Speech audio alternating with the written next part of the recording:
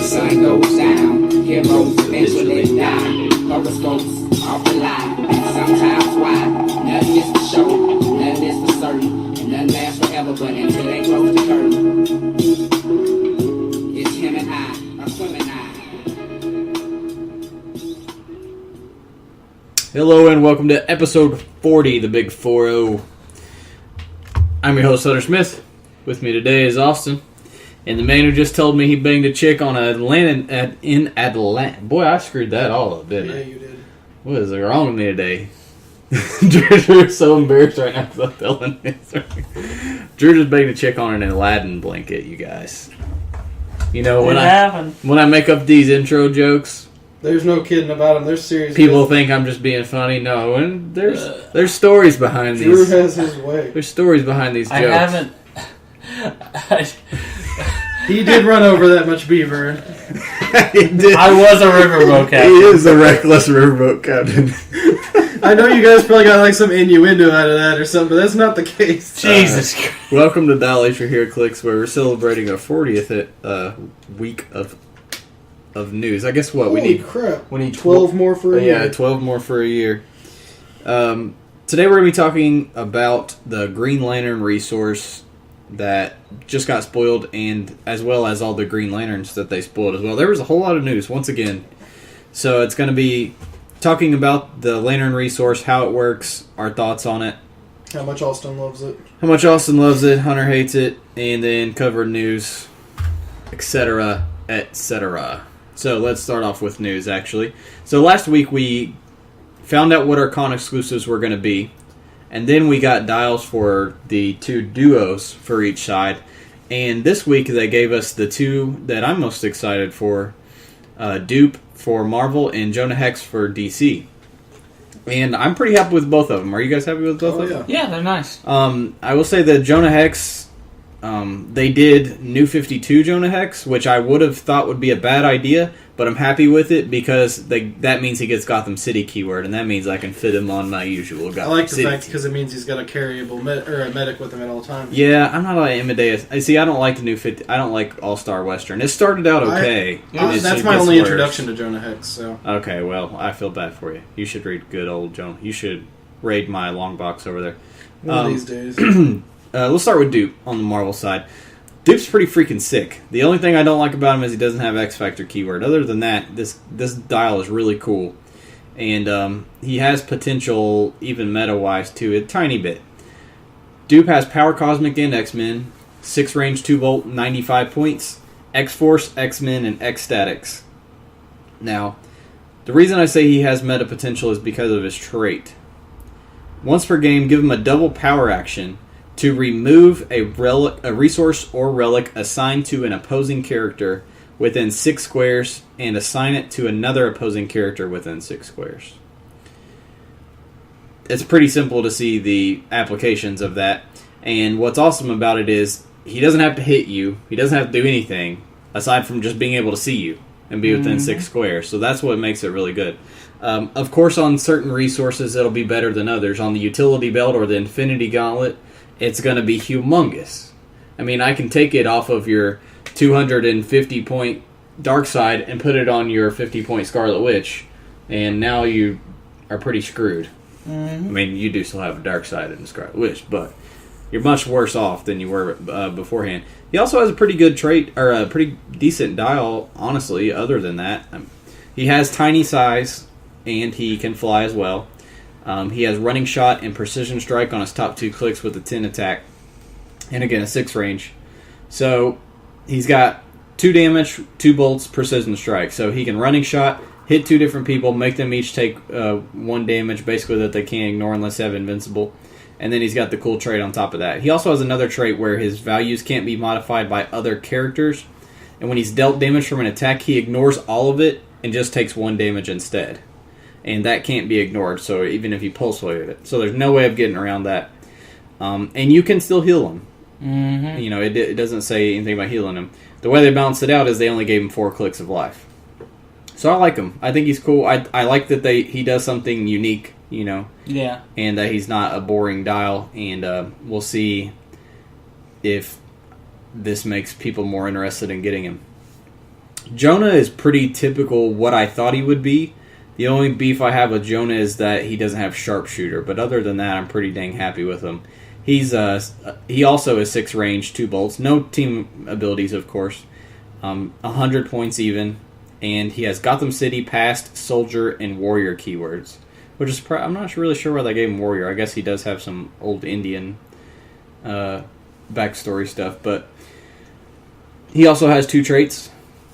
Traded Precision Strike, which is freaking amazing, and another trait, once per game, and this is what Austin was referring to. Once per game, you give him a free action to place an Amadeus Arkham token on the map in an adjacent square. The token becomes a bystander as described on the card, and the bystander has 10 attack and has support with 0 damage, so he's just a medic. But that's a free action, so at any time you can pop him out and heal Jonah back up. That's pretty cool. That's pretty sick. And then he has a special. His first 2 clicks, he has a special movement power and a special attack power. The movement power is running shot sidestep, and the attack power is perplex and shape change. The perplex can only target opposing characters. So you have running shot, sidestep, perplex, and precision strike, all on the same character. That's pretty freaking awesome. That's basically what he does the first 2 clicks, and then mid dial he loses the running shot but keeps the sidestep, and then late dial he has a somewhat melee focused dial with reflexes and CCE. So you're going to want to keep him top dial, but with a freaking carry, like instant pop out medic, that's pretty easy to do to stay top dial. I think he's pretty good for his points. For only 100 points. Let's see. News-wise, other than that, one big one is freaking Bullseye. Oh my gosh. Bullseye's in Deadpool. He's a rare. And he's nuts. You might as well get used to seeing this dial because you're going to be seeing it a whole lot at your venue because this guy is freaking good. He's just as good as the old Bullseye for slightly different reasons. The old Bullseye could ignore shape change, ignore stealth, had great values, and had great range. This guy... ignored shape changes and ignored super senses. Sorry, I said it wrong. This guy has improved targeting, ignores hindering characters, and can shoot while based. So he's now the second. Is there anybody else besides Cyclops who can do that? There's a special ability on 1 or 2 characters that can, but when it comes to actual traded versions, no. Yeah. So as far as we can think of, him and Cyclops are the only ones that can do this at this point. Question. Wait, couldn't one of the other Deadpool spoilers do that? Yeah. Evil Deadpool. Evil Deadpool can, because he can shoot the one that behind shoots him. backwards. Yeah, but that's part of his ability. Yeah, that he doesn't have it 24/7. I have a question. Doesn't that mean that he basically has sharpshooter built in? No. But I mean, if he ignores... He can't shoot the person basing him. Okay, so he can shoot other people. Right. Exactly. But he ignores characters, so he could shoot through the person basing him at someone behind him. Correct. That's pretty freaking sweet. He has 8 range with triple bolts, and that's going to be important because of his mid dial energy explosion. Starts off with a 12 attack precision strike with those 3 bolts, and if that wasn't enough, he has prob on top of that. Yep. Running shot, 17 defense plus reflexes. Second click is the exact same way, but he just loses 1 attack. Oh well, I only have an 11 with prob now. And then 3 clicks of energy explosion, and then his last 3 clicks are RCE. This guy's nuts. He also has thunderbolts, so he has assassin, Dark Avengers thunderbolts.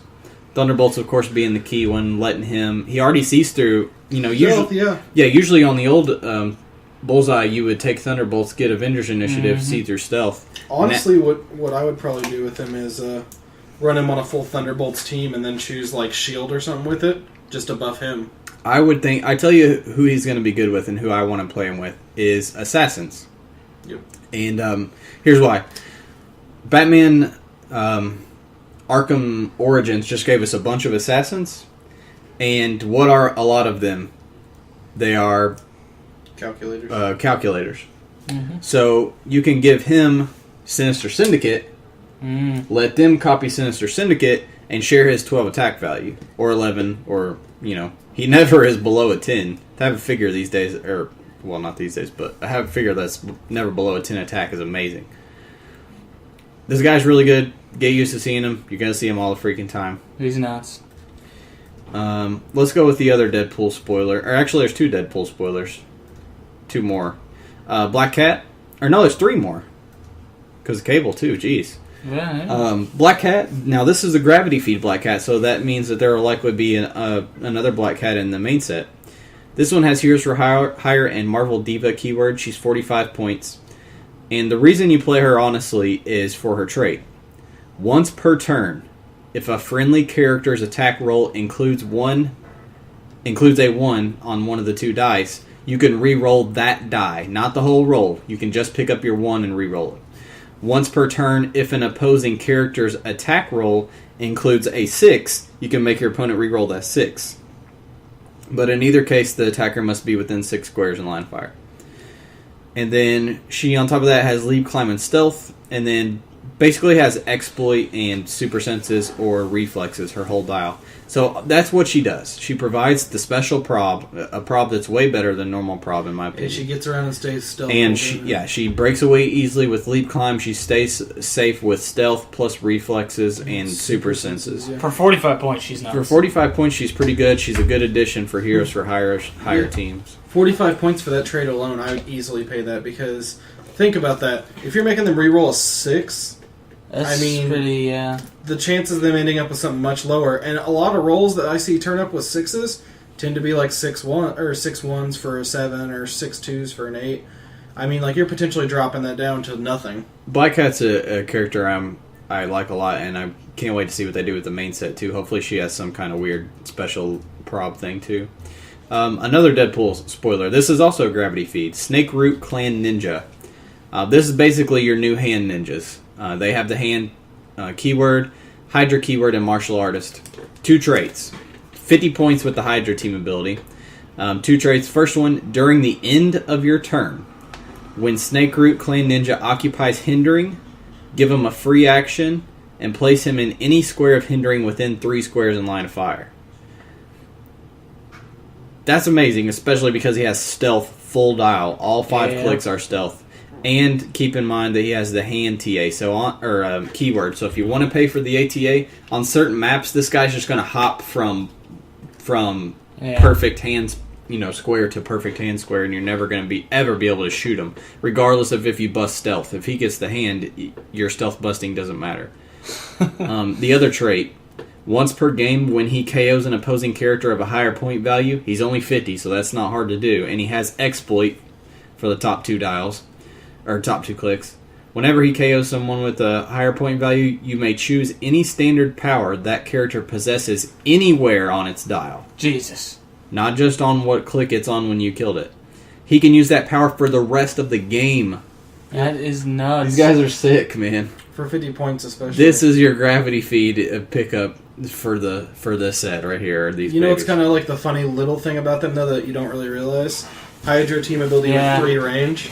So if you do have a group of them all sitting in stealth and hindering, you could teleport them in. You could teleport them to try to get them together in a good spot, and all of a sudden that 10-3 is trying to hit a 15 or something like that at range, and your opponents really don't expect that. So you could pick off a figure for 3 damage and get that standard power you want. These guys are really good. If you play any of those keywords, Hydra, Martial Artist, or Hand, you need to pick up 2 or 3. I'm really sad they don't have Assassin for being a generic. Because that isn't a generic Assassin figure yet. I'm sure the main set one will. That would be a welcome addition. And then the very last Deadpool spoiler is Cable. He's a super rare. Which this is probably my favorite Cable they've made, just because it's. Yeah, I don't. I'm not saying like he's super good or anything. No. I was just trying to think if I like him better than the GSX one. I kind of like them both equally. I just like this one for his sculpt and all his powers and everything. Yeah, the sculpt is really good. He's got the old tire track or the tire treads for the shoulders. He looks like a judge. He does look like a judge. Cable basically is. He's got the Liefeld pouches all over the place. He got the Liefeld pouches. What's also cool about this guy is he's a switch clicks who can go on the Avengers and the X-Men team bases. He has lots of keywords, as all the Cables do. Future, New Mutants, Ruler, Six-Pack, Soldier, X-Force, X-Men. 6-pack? 100, and he may be the only one with that keyword. The old one had that. Let's see who all has 6-pack. I think so. I'm not honestly sure. Oh, Deadpool and Domino. I think that was their old squad when they were in Special Forces. Let's see. Deadpool, Back before Deadpool Solo, was actually Deadpool when he was just Wade Wilson. But Anaconda. Solo or... I'd have to see. Yeah, Deadpool, Solo, Anaconda, Constrictor, and Cable. But yeah, the old Cable had it too. So 163 standard symbols, except he has Endom and he has 7 range, 1 bolt, and his top click is kind of supporty. Actually, it basically is supporty. It's running shot, TK, and a special damage power that gives him leadership, outwit, prob, and it can't be countered. So you have an unoutwittable outwit right there, plus an unoutwittable prob, which is also very key. Yeah, because usually all that is a 3-for-1 on a power if they don't have something like that on it. He 163 points is a high price tag, but overall his dial's pretty worth it. Yeah. Second click, he loses the TK and he gets Psychic Blast. So if you wanted to, you could play him as a facilitator, TK out 2 of your guys, take the push, and then next time when you're ready, you have prob for them. You can see, you have line of fire to prob their attacks. You take the push on purpose next turn, or you clear, and then after that you'll be rushing in for Psychic Blasts. And then after that second click, he has 4 straight clicks of his special power. Body Slide can use running shot and ignores hindering, elevated, and blocking terrain. Which, if it's Body Slide, I wish they would have given him ignores characters too, where he can automatically get away. And then he still keeps the unoutwittable prob, leadership, and outwit. And then last 3 clicks, he gets a special attack power, Technopath. And this is funny because this is a power that one of our dial design participants just did 2 months ago. It word for word. They ripped us off again. They took TJ's freaking. Oh yeah, I forgot about Pyro. I knew it looked familiar. Technopath. Opposing characters within Cable's range and line of fire modify their attack value -2 when making a ranged combat attack. Except they made it for. I think it was. I'll pull it up while we're. It was whoever's making the Winter Guard base. They made it for Sputnik. It was Technopath, and that was what it did. Was that Ricky? No, it wasn't Ricky. I'll bring it up. I'll look it up while we're playing. So, pretty solid dial overall if you guys want to look at the values are always good. He's never below the one time he's below a 3 damage is on his last click, and he has RCE on that. And then he's got that special damage power for his first 4 clicks. He's pretty good. What are his pop-off clicks? They're not color-coded on here, so I don't know. Oh, they're not? No, they're not color-coded on the picture. Gosh, but this is, again, not final image or whatever, they always say, so... We'll have to see how he does as far as pop-offs. His team-based ability is that the team can use leadership, phasing, and sidestep. Which phasing and sidestep and leadership both are pretty useful. So not a bad. Phasing's not bad on team bases because you use the move action to teleport clear across the map. Yeah, it's true too. That's it for Deadpool. Then for Days of Future Past, which will be coming out in a couple Wednesdays from now. We have Colossus, and again, the next in the plethora of Colossus that we've gotten. But they've all been... Colossi we've gotten, but they've all been good. Yeah. And this is probably one of my favorites. This is good, too. He has a 200 or 100 point option, which is nice. Keep it simple and give us 2 options like that. 9 clicks total. Let's see, 5 clicks for the 100 point version, 9 for the 200 point version, with armor and X-Men. So this guy, having 9 clicks... This wouldn't be a bad option for running him with Forge if you wanted to do the Forge, combo with this guy. Especially with that special damage power you're about to. And especially having that late dial invincible to help keep him alive even longer. Starts off, first of all, he has traded, super strength, and sidestep at the beginning of your turn. That's interesting. That's only at the beginning of your turn. And then damage ability wise, he's mutant. Well, it basically means he couldn't hit you. Yeah, he couldn't hit you then. He couldn't hit and run. He has to just charge straight in. Which is Colossus. Yeah, which is Colossus. Now, top dial for 200 points, he has...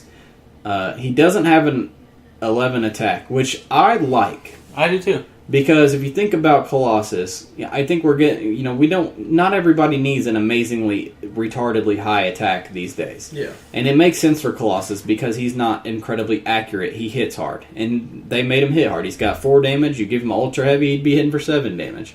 He also has a CCE that his other powers cannot be countered. That's what Austin was hinting at when I said he'd be good with Forge. You can't outwit Colossus's defense and then smoke him all of a sudden. You have to deal with his defense, or you have to outwit this and then outwit his defense. And what I like about the way they set this character up is he's a tank character. That's exactly what he is. He has the sidestep at the beginning of the turn, the charge, the low attack value, but he's got high defense that can't be countered easily. And then if you notice down dial, he picks up Invincible and Empower. But I like the name of his Empower because it kind of like explains to the player a little bit what they expect you to do with it. Is it strike while they're focused on me? You kind of tie him up with him after he's gotten that first super strength swing to lower their armor or whatever. And then they move in and they get their bonus attacks after charging on the target. It's the same with the Steel Energy, the will to keep on fighting, because you just, like, if he keeps attacking you and keeps hitting you, he's just not going to die. And I like the fact that he has a low defense value with Invul towards the bottom of his dial, because I feel like that's very, very much what I'd expect out of Colossus. It's not that he's hard to hit. It's that ideally he should be less hard. He should be harder to damage. Right. I think they did a good job with this dial. This is probably the most flavorful spot on Colossus. I like this one and the AVX one the best still. Anytime I see a Colossus, he makes me want to play MVC2. Because Colossus was so fun in MVC2. He was fun. He sucked, but he was fun. Alright, that's it for the official spoilers. Let's go ahead and let's move right into the Green Lantern resource while we're here looking at Oh boy, here we go. So, I'll link this in the podcast description if you guys haven't seen it, because I don't think it's on the main Heroclix.com, but I guess I could go ahead and check. Well, I checked earlier. Okay, yeah, so this is not an official spoiler. They did mention it on Facebook and Twitter. They just didn't post it to the main site. So I'll link these. It's going to be very difficult if you guys haven't seen this for you to understand what I'm saying. So I would suggest if you're listening and you're interested in the Green Lantern resource, which you most likely are if you're listening to Heroclix podcast. If you're anybody with a heart or soul, you're interested in this resource. Go to dialaceforheroclix.podbean.com, look in the description, find the URL that I will post for this, and then pull it up, follow along with us. And, form your own opinion while we're talking about our opinions.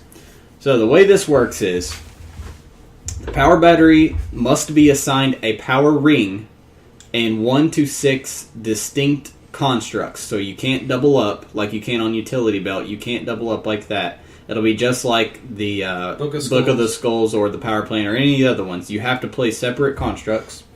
And you have to have a ring. So at least one ring, at least one construct. The power battery itself, just the base, costs 2. And then you add on however much each ring or construct costs, which lets us know they must be varying point values, different rings. It's kind of cool because looking at the ring and stuff, if I remember right, both the relic and the resource side are the same cost. So it says it can go up to 70. I think it's 8 points, right? Yeah. Yeah. So the minimum that you can put on here is 16 points. And 2 for the base. Just looking at the Green Lantern ring, it's 8, so that's 10. So we got to think. I think the construct will be 6. I think the range will be 6 to 10.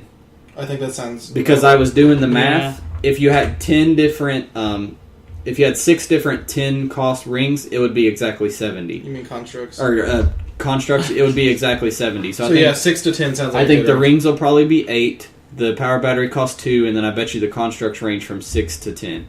But, I mean, only time will tell, but that's my best It's WizKids. Logic out the window. Yeah. The power ring and constructs are all attached to the power battery at the beginning of the game. Alright. That's it for Forge construction. So right off the bat we see you have to have a ring, and then you have to have at least one construct up to 6. And it's all going to play off of the constructs. And everybody is going to get the effects of the ring. When we'll get to that a little bit more too. It's good. Core members. When a friendly character has any constructs on its card, it is called a core member and is assigned a power battery. Now, note, you don't start the constructs on the card. So at the beginning of the game, none of your guys are actually assigned the power battery. This isn't the Book of the Skull or the Phoenix Force or the rings either. That's one thing I thought of when I read this, is how would it work with pieces that like M10 Iron Man. Your force is not automatically assigned. Nobody's assigned it until you decide to drop one of the constructs on their card. But anyways, once you put one on their card, they can use the ability of the construct, and they can use the ability of the power ring that is attached to the power battery. They mention the core. They call them corpsmen though, just because it gives a term to call them in the rest of the card effects. Yeah. Right. If a friendly core member is KO'd, any constructs on its card are reattached to the power battery. So it's like the Phoenix Force. You're not going to lose that construct if your dude dies. Whereas on the power plant, if your guy dies, you completely lose that ring for good. If the power battery is knocked out, so the actual resource is KO'd because you can't attack it and you do push it, and we'll get to that in a minute. All constructs are removed from all friendly core members. So if that's kind of cool. I wasn't expecting that because I actually didn't read that when I first went over it. Yeah, so if we're playing a big game, say we're playing, because at Dugout every 3 months we play a big game, 1,000 or 1,200 points. We got one coming up soon.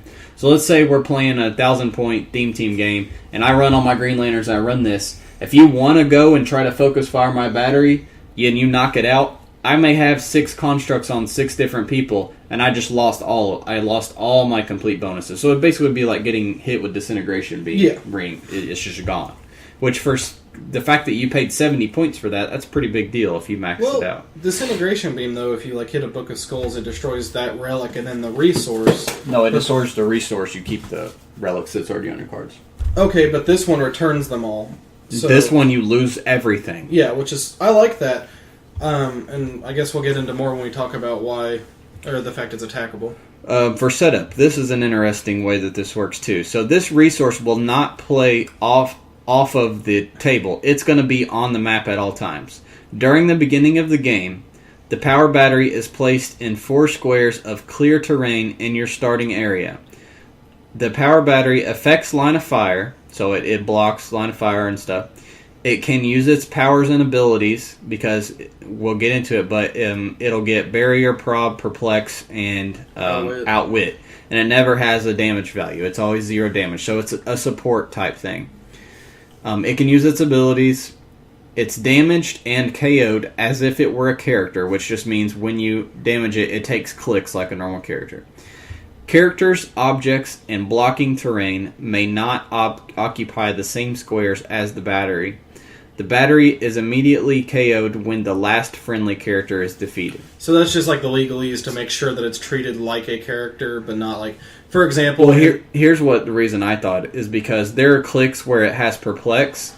So technically, I could Perplex my damage and then try to hit you with the power battery. But it's not a character, so you can't target it with Perplex. It can't. Oh, that's true. It couldn't target itself. That's what I was going to say. Is it couldn't target itself with Perplex, and other characters couldn't target it. See, that's one main. We'll get when we talk about the negatives. That's one thing I hate about this thing is there's so many rules questions. This thing arises because there's literally like a dozen things of it is a character for this, but it's not a character for this, and it is a character when it does this, but it's not considered a character on this, and it's fucking. Don't get me started. Anyway, we'll get started here in a few. We will. So, one thing that I immediately thought of, well, could I not just pick the ocean map and then you couldn't play this at all because there are no squares of clear terrain on your ocean map? Yeah, there's a discussion going on HC Realms right now because supposedly in the rules there's a section where if you try to place something in your starting area and you're completely incapable of doing it due to terrain restrictions, you can still place it as though it were clear terrain. Well, it's the same thing as when you play like a Colossal or a team base that doesn't fit. You both players extend their starting area over one horizontal column and then one vertical column. And then you see if you can now fit it. If you can't, you do it again. And you keep doing it until you can do that. But that, in and of itself, really has nothing... It's not changing what's clear and what's not. Yeah. So I don't know what's going to happen with that, but as of now, it's been ruled that you can just go ahead and place it in your starting area. I don't know. We'll keep you updated on that. The way it's worded, though, I swear, They should have Heroclix. just done... Doesn't the Batcave say when it's placed in your starting area, it turns any terrain under it into clear terrain? That's a good question. Because, I mean, like, that's what they should have I done. know it doesn't care what's under it. I know Yeah. that. To the Batcave's To the Batcave. GM's card, or Dungeon Master The card. Batcave is placed in your starting area and can't be moved or placed by any game effect. All squares occupied by the Batcave are considered to be clear terrain. See, that's what they should have done for this. I know, but whatever. They don't learn from their mistakes. Dude, Attacking the what? Really? attacking the power battery. So as we mentioned, you can actually attack it, although the rules are quite different.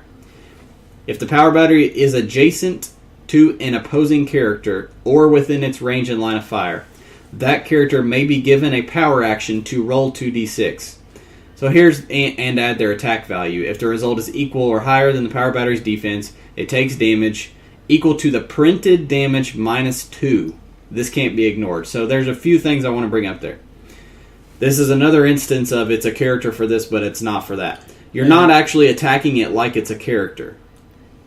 It's got its own special. You are, but you're not. But you're not making... You're an attack rolling roll. and making an attack roll, but you're not actually making an attack roll. And I think the reason they did that was because I'm sure there's legalese of when you attack something, do this. Right. No, I get it. Yeah. I'm just saying, as far as people trying to keep up with what's Yeah. what on this freaking thing. So does this mean that you wouldn't be able to, like... You can't perk your damage. You can't running shot it. You can't energy explosion off of it. No, exactly. You can't do it. You're not actually targeting a character. It's a special effect on its own. Yeah, exactly. Yeah, it's kind of like if you're next to it, you can be given a power action to try this. Well, that's insanely complicated. Yeah, so a few things that makes it really hard to damage this thing. Again, you have to already be next to it or in range and line of fire. So you can't running shot into it because you have to already be there and then you give a power action to do this. So you can't running shot or charge it.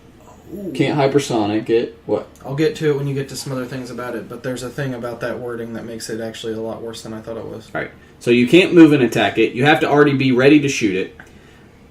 You take your printed damage minus 2.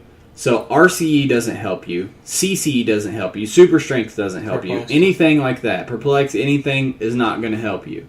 So you basically can't really hurt the stupid thing anyways, hardly. Oh, never mind. I had a misread. Where it says if it's an adjacent to an opposing character or within its range and line of fire, it means within the range and line of fire of the opposing character. For some reason, I thought it meant the range and line of fire of the power battery because the power battery actually can get a huge range value. Yeah, I mean, we'll get to that when we do the dial. So, like we said, you can attack it. Is it a good idea? Doesn't really seem like it to me. Seems like you'd be just freaking better off just fighting the Especially character. considering how many clicks it has. Yeah, so you can technically attack it though, but you're not actually technically attacking it. Objects wouldn't work on it either, would they? No. This is nuts. Battery powers is the next section, the last one. The dial of the power battery includes certain special powers that can be used in the... Okay, so there's a new symbol they made for this thing. We'll call it the sun, because it kind of looks like a sun. Don't you think? Yeah. That's really the only thing I can think of that looks like is a sun. Alright, so we'll call this the sun symbol. So what they did is they invented a new symbol for this thing, and it takes the place of both the movement symbol and the attack symbol. It's very big. So we'll call it the sun symbol. So the power battery gives you special powers in the sun slot. Once per turn, when it's given an action to use one of these powers and actions resolve, here's the key, you may roll a d6 that can't be re-rolled. You deal the power battery half the result as unavoidable damage. So you say, Hunter, why would I want to damage my own resource? Well, the things that you can do with those powers, those actual powers will change and get better as you take damage. Okay? So it really depends on what you're wanting to do with your team build. But if you like, it's going to start out on number 1, and number 1 is give the battery a power action, place a construct on the friendly character's card, and it becomes a core member. That's if it doesn't already have one. Yeah, that is already. It can't already be a new core member. So it's kind of like hammers. At the beginning, you're not going to be able to put multiple hammers on people. So if that's what you're wanting to do right now, if you're just wanting to put constructs on people, then you probably won't want to roll and take damage. Yeah, and it's got that for the first 5 clicks. Right. And so later in the game, once you've given out a few constructs and you're ready to get to the better stuff, then you probably will go ahead and roll and take the stuff, take the damage. Traded, the power battery's range is equal to its click number. So again, the farther you click it, the more you damage it, the higher its range goes up. And again, it has perp, outwit, and prob, and it pretty much alternates through each one. And then a special damage power of support with an attack value of 10. How many clicks does it have? It has 20. Oh, dang. So, that's your thing. Every time you do an action, whether it's a free action or power, it just says given an action. Anytime you use one of those special sun powers, as we're going to coin the phrase, and hopefully that'll stick. Once you use the sun slot power, you have the choice of dealing a damage, but you do not have to because it says may. The other trait is Emotional Spectrum Will. And again, this is the Green Lantern power battery. So, if the power battery, attached ring, and attached constructs are all the same color, each opposing character may be given no more than one free action per turn. So it's White Witch for cheaper, and it's on a resource. That's one of my main beefs with this because I like White Witch. It's so nuts.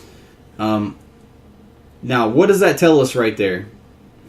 That tells us that you are able to mix colors when you're playing constructs, rings, and of batteries. constructs and rings and batteries when you're playing these things. Otherwise, they would not have included that. So it makes me think you could play the green battery with a red ring and a yellow construct, and it would all work out fine. So this means I bet you that the different colored batteries are going to have different emotional spectrums. Oh, yeah. Yeah, I think they will. That's what the will keyword is. Yeah, see, now, notice, well, let's finish and then we'll get into that. Because I don't want to get too far ahead, because this is confusing, especially when we're looking at the card, not everybody's looking at the card while we're talking about it. So yeah, you get bonuses if you play everything the same color. On the Green Lantern one, you're going to get White Witch, basically.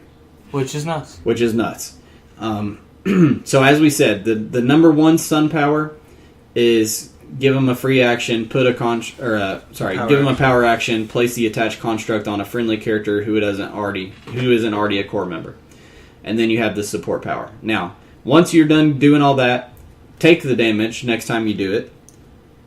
Also, this thing doesn't have willpower. That's what I was about to say. So if you give it 2 tokens, you will take a click. Notice it has Colossal, so you can continue to do it every turn, but you'll Colossal push afterwards.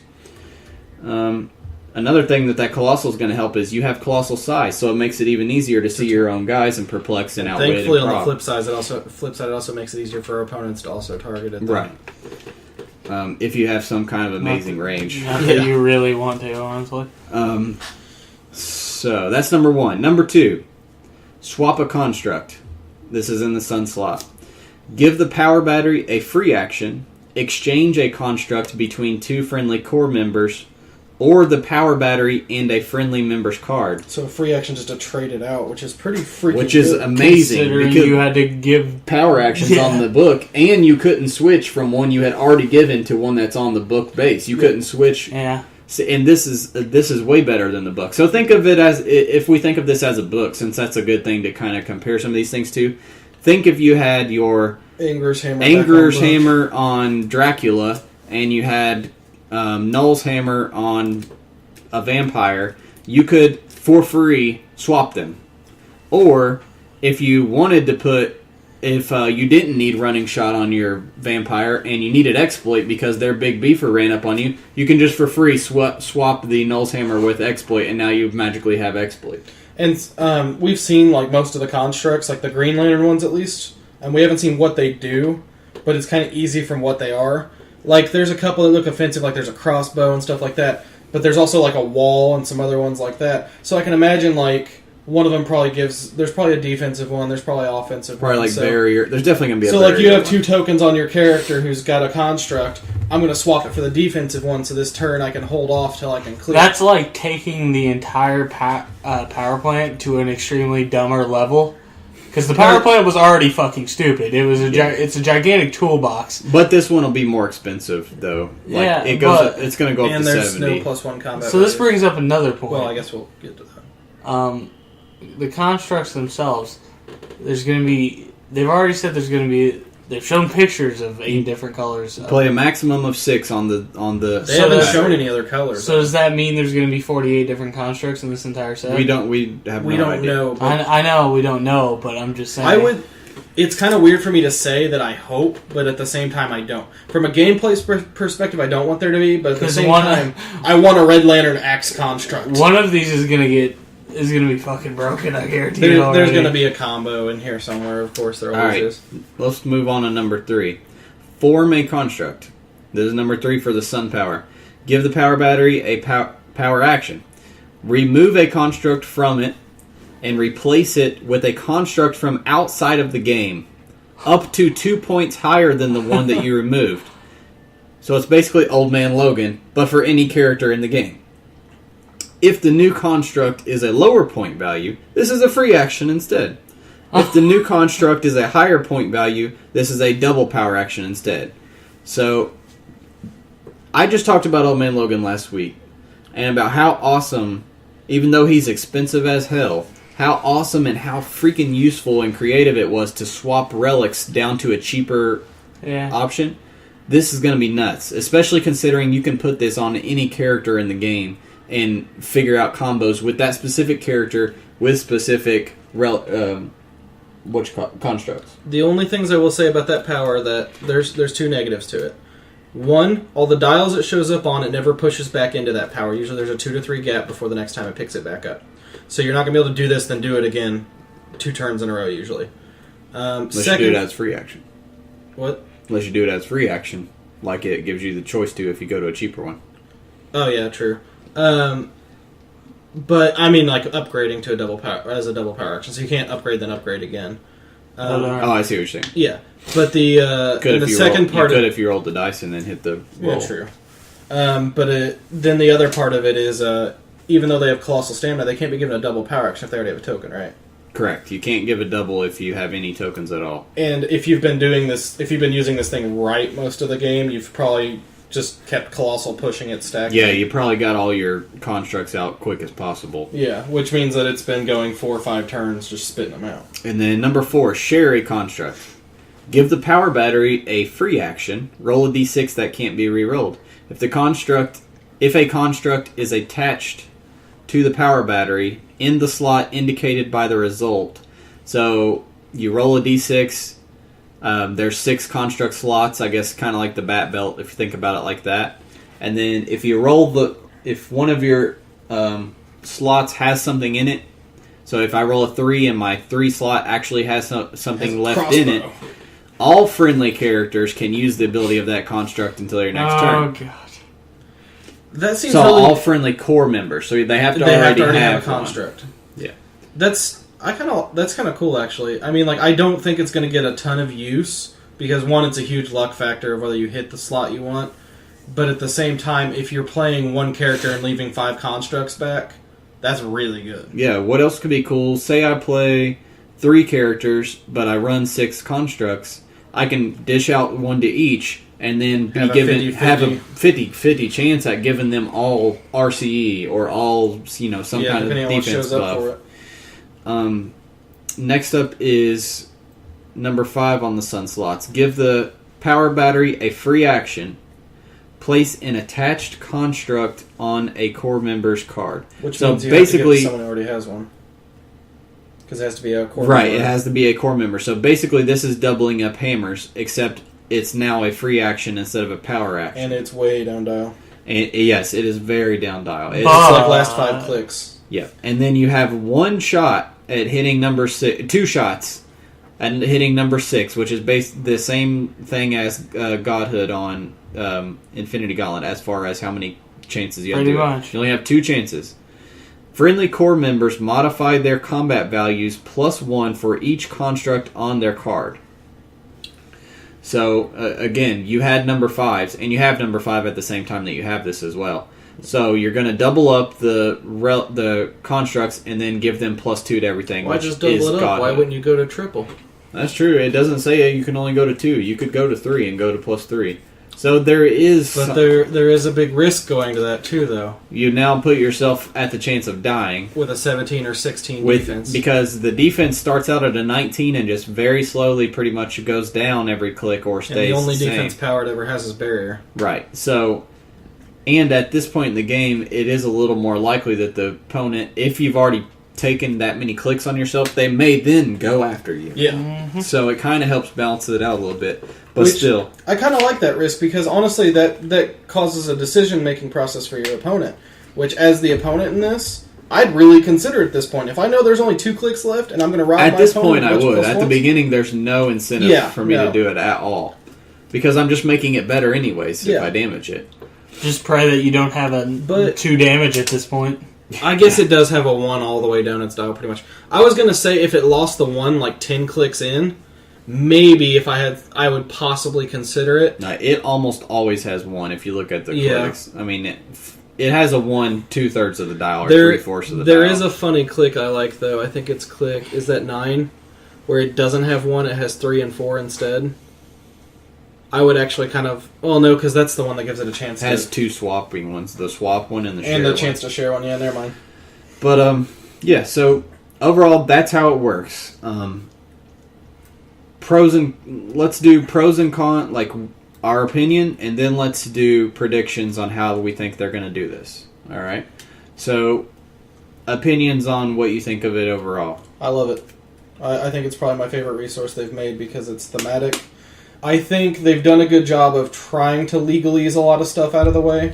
Like, it is really long-worded. I'm definitely going to say that that's a problem, kind of. But at the same time, I feel like it's also going to help prevent some issues that would come up. Like, at times, the Phoenix resource, for instance, has some wordings that aren't as long as they should be. I do like it. I'm really looking forward to seeing the other power batteries and what their different little tweaks are to it. And how the constructs work, of course. I'm not going to be able to say what I think its power level is going to be because we haven't seen the constructs, which there's the ring down below. We're going to talk about here in a few. Yeah, we'll but I like it. The fact that it's an attackable resource is another cool thing that actually, I like too. let's go ahead and do the we'll ring because since we were just doing the rules, I should do the ring too. So remember, everybody who you give a construct also gets the powers of this ring, and the powers of this rings are really good. This is the Green Lantern one. If this character already has the Green Lantern core keyword, modify all its values except damage +1. Otherwise, this character now has the Green Lantern keyword, can use Willpower. What? And when an opposing character targets it with Outwit or Perplex, roll a d6. On a 4 to 6, ignore the High Outwit or Society Perplex. ATS. That's better than it. That's way better. No, that's what the Society ATS Oh, it is? Oh, no, because then Society, they could still retarget someone else. Yeah, and Society, you also don't get Perplex on Society either. So you get a better Society, you get Willpower, and the keyword if you're playing something that triggers off keywords, which we're getting a lot of Green Lanterns, so there's bound to be 1 or 2 people that trigger off Green Lantern, like buffing adjacent, defenses of Green Lantern. The one thing I kind of like about the keyword thing, though, is it's kind of cool because now you really do have the feeling of, I have all these characters from the DC universe that have never been given a Green Lantern ring. Yeah. Now they're a Green Lantern member. So yeah, as you're giving out these, that to me is worth it alone right there. That to me is what makes this a stupidly good resource. The constructs I think will be pretty good, and I think this is otherwise pretty balanced because it does have cons with the pros. But I think the giving everybody instantly have willpower, because if you think about it, on your resources, one of the biggest things on each of them, except for the power plant, is the giving of willpower. The belt you give to people who need willpower, and you pay 10 points, and that 10 points for that willpower, you're like, man, this is awesome. I paid 10 points to give this piece willpower. So you pay Null's Hammer, I paid 8 points to run the resource and just this hammer and give him +2 attack and 16 willpower. points, I've given my whole team willpower. There's several times you run a team and you kind of don't really know who you want to give Null's Hammer because that willpower is so valuable and you don't have willpower on everybody. Or you pay 40 points for the gauntlet to have willpower. On this, every motherfucker you give a construct to gets willpower. Now that is retarded. That's what's retarded about this to me. You dumb. don't get the stat bumps, but I think that, especially with certain pieces, is what's the most dumb. Yeah, I hadn't really considered like the ring's powers in my head. Honestly, I think this is gonna get shit, man. Here's the problem. Well, go ahead. Continue. Oh, go ahead. I was going to say the problem I see is the mixing of colors with it. I think the fact that, let's say the yellow base for fear makes opponents unable to use willpower. Well, that would be fucking insane. Yeah, but this one lets everyone use willpower. Yeah, that's true. But, like, let's say the yellow one does that. Let's say the red constructs are better offensively. Let's say one of the rings does something different. Like, I feel like I don't like the fact you can mix and match it, or the bonuses and negatives should be different for mixing and matching. There shouldn't just be a flat amazing bonus for matching them all. So, the biggest issue I could see with this, what were people's biggest complaints about resources when they first came out? They can make any character do anything. It's pretty much... Yeah. But this takes this to a whole fucking nother level. There might be 8 of these. We don't know. There might be... Every power in the game might be available. You're going to pay 16 points. You have a 20 click long thing that can use Perplex, Outwit, and Prob Control. Yeah, another thing we're not remembering on top of all these things is the support shit. Is that you're going to have a Perplex, Outwit, or Prob that's helping you out from this resource as well the whole entire time. That could possibly be up to 20 squares long. Yeah, that could possibly be 20 range. That's fucking insane. I'm kind of hoping, and it's kind of weird to think about the idea of it, I'm wondering if the constructs won't boomerang back to the resource. Like at the end of your turn, if they clear it, they all go back to the resource or something. We haven't seen a card yet. Yeah, we haven't seen a construct yet to judge it. But I think that would lower the power level of this a little bit, which would make me really happy. But it's still ridiculous even if that was the case. Alright, my opinion on it, I'm not going to base it all on balance. Yeah. For a couple of reasons. One, they do throw cons in with the pros. I don't look at this thing right off and think, my god, this thing is stupidly broken like I did with the power plant, which actually I was pretty right about the power plant. The power plant is really stupid. But the thing is, so I'm also not going to base it on if I think it's good or not because of we don't know what the constructs are. And that is huge. That is absolutely huge. huge. So, and we don't know what the other lanterns are going to do and also. Maybe they'll be worse than the hammers. What I'm basing this off on is when I look at this, I feel like Austin. I feel, I like that it's thematic, that the green gives everybody willpower, and that I can make these DC characters, be part of my Lantern Corps that I always, thought they should be part of or whatever. I like that. And I kind of like the system of how it works. It's an interesting system, albeit extremely wordy. Yeah. That they could have probably taken a couple of these things out and made it a worse little and worse with this. Yeah, they could have taken a couple of those special powers out, and it wouldn't have been that big. Yeah. Like the form of construct, like they could have taken a couple of those things out, streamlined it down a little bit. Because my main beef with this resource, and the reason I don't like it, is because when they spoil a resource, I think, how difficult is it going to be for me to explain to newish players as a judge and as somebody who just helps out at other venues too? How much of a pain in the ass is this thing going to be teaching people how to use? And the answer is times 5,000 what the other resources were. And I thought that the Phoenix Force was a little bit complicated when it first came out. Yeah. Remember, I was like, this is going to be a pain to explain to people. This is literally 10 times worse than the Phoenix Force. And you know what makes it 10 times worse? Is that this event is going to bring in so many new players that it's fucking insane. I didn't think about that. Everyone's going to be like, look, I got this sweet Green Lantern power battery. I have no idea what the fuck it does. Now, me without having to think about all that and having to worry about explaining it to people, this is awesome to me. Because I get how it works as a Heroclix player and playing the shit This out of is stuff. not simple and clear-cut like utility build is. And like Infinity Gauntlet is pretty... I mean, the first time you use Infinity Gauntlet, it takes you a minute to get it. Yeah. After that, you got it down This pat. takes it to a whole nother level because you can't actually attack the Infinity Gauntlet or the... Yeah. You don't have to... Yeah, exactly. There's too many factors going on. It's going to be way too hard to explain. When I was going over this card, I was writing down rules questions. I had a dozen rules questions just off looking at the card. Yeah, I think of rules questions more often than the average person, but still... The fact that I can think of a dozen questions just off reading this card is, especially with me having a very good grasp on the understanding of the rules of this game, is awful. There's going to be so many questions that people start raising. When we start playing these things, and we haven't even thrown in the construct yet. Yeah. We don't even know what the wording is on their shit. I don't like it. It's going to be like the book, man. As a player, I like it. As a player / judge, I fucking hate this thing. It's okay. I hate it. It's As a really, player, I love it. it's really awesome, and I want to like it, but And I I intend don't. on asking you plenty of questions until Yeah, you I know. can. Everybody does. But I am excited to see the other rings. Drew just had the same fucking I sign. know. I'm excited to see the other colors of stuff. I'm excited to see what the constructs do. I'm really sad about it because I'm gonna have to play against this fucking thing for the next 8 years, and I'm just never gonna get to the end of it. And they're gonna like paint them with rainbow paint or something. I'm in the part of the rainbow core. Sculpt's pretty cool. Sculpt's cool, All right, so let's do predictions. but it's gonna look way shittier in person. Because I have an interesting prediction on what they're going to do with this. Okay, let's go. All right, here's what I think. The whole time, and I thought about this because after I read the card, it kind of hit me. If I sat and reread every word of this card to you, which I'm not going to do because it's very long, it never ever specifies a color. It says constructs, power ring, power battery, the construct, blah blah blah. I think what they're going to do is if you look at and you can, now that I'm even looking at this resource, I think I've even convinced myself more that I'm right about this. Oh, I see what you're getting. I think that that green power battery, the green part of it, the actual battery, not the base and the rocks and everything. I know. I think it's completely detachable. Yeah. I think the green pops out of the top of there. And you have, because if you look at this is what else I was saying. Look at the dial. It doesn't say Green Lantern power battery. It says power. Just It just says power battery. The only thing that says Green Lantern is the card.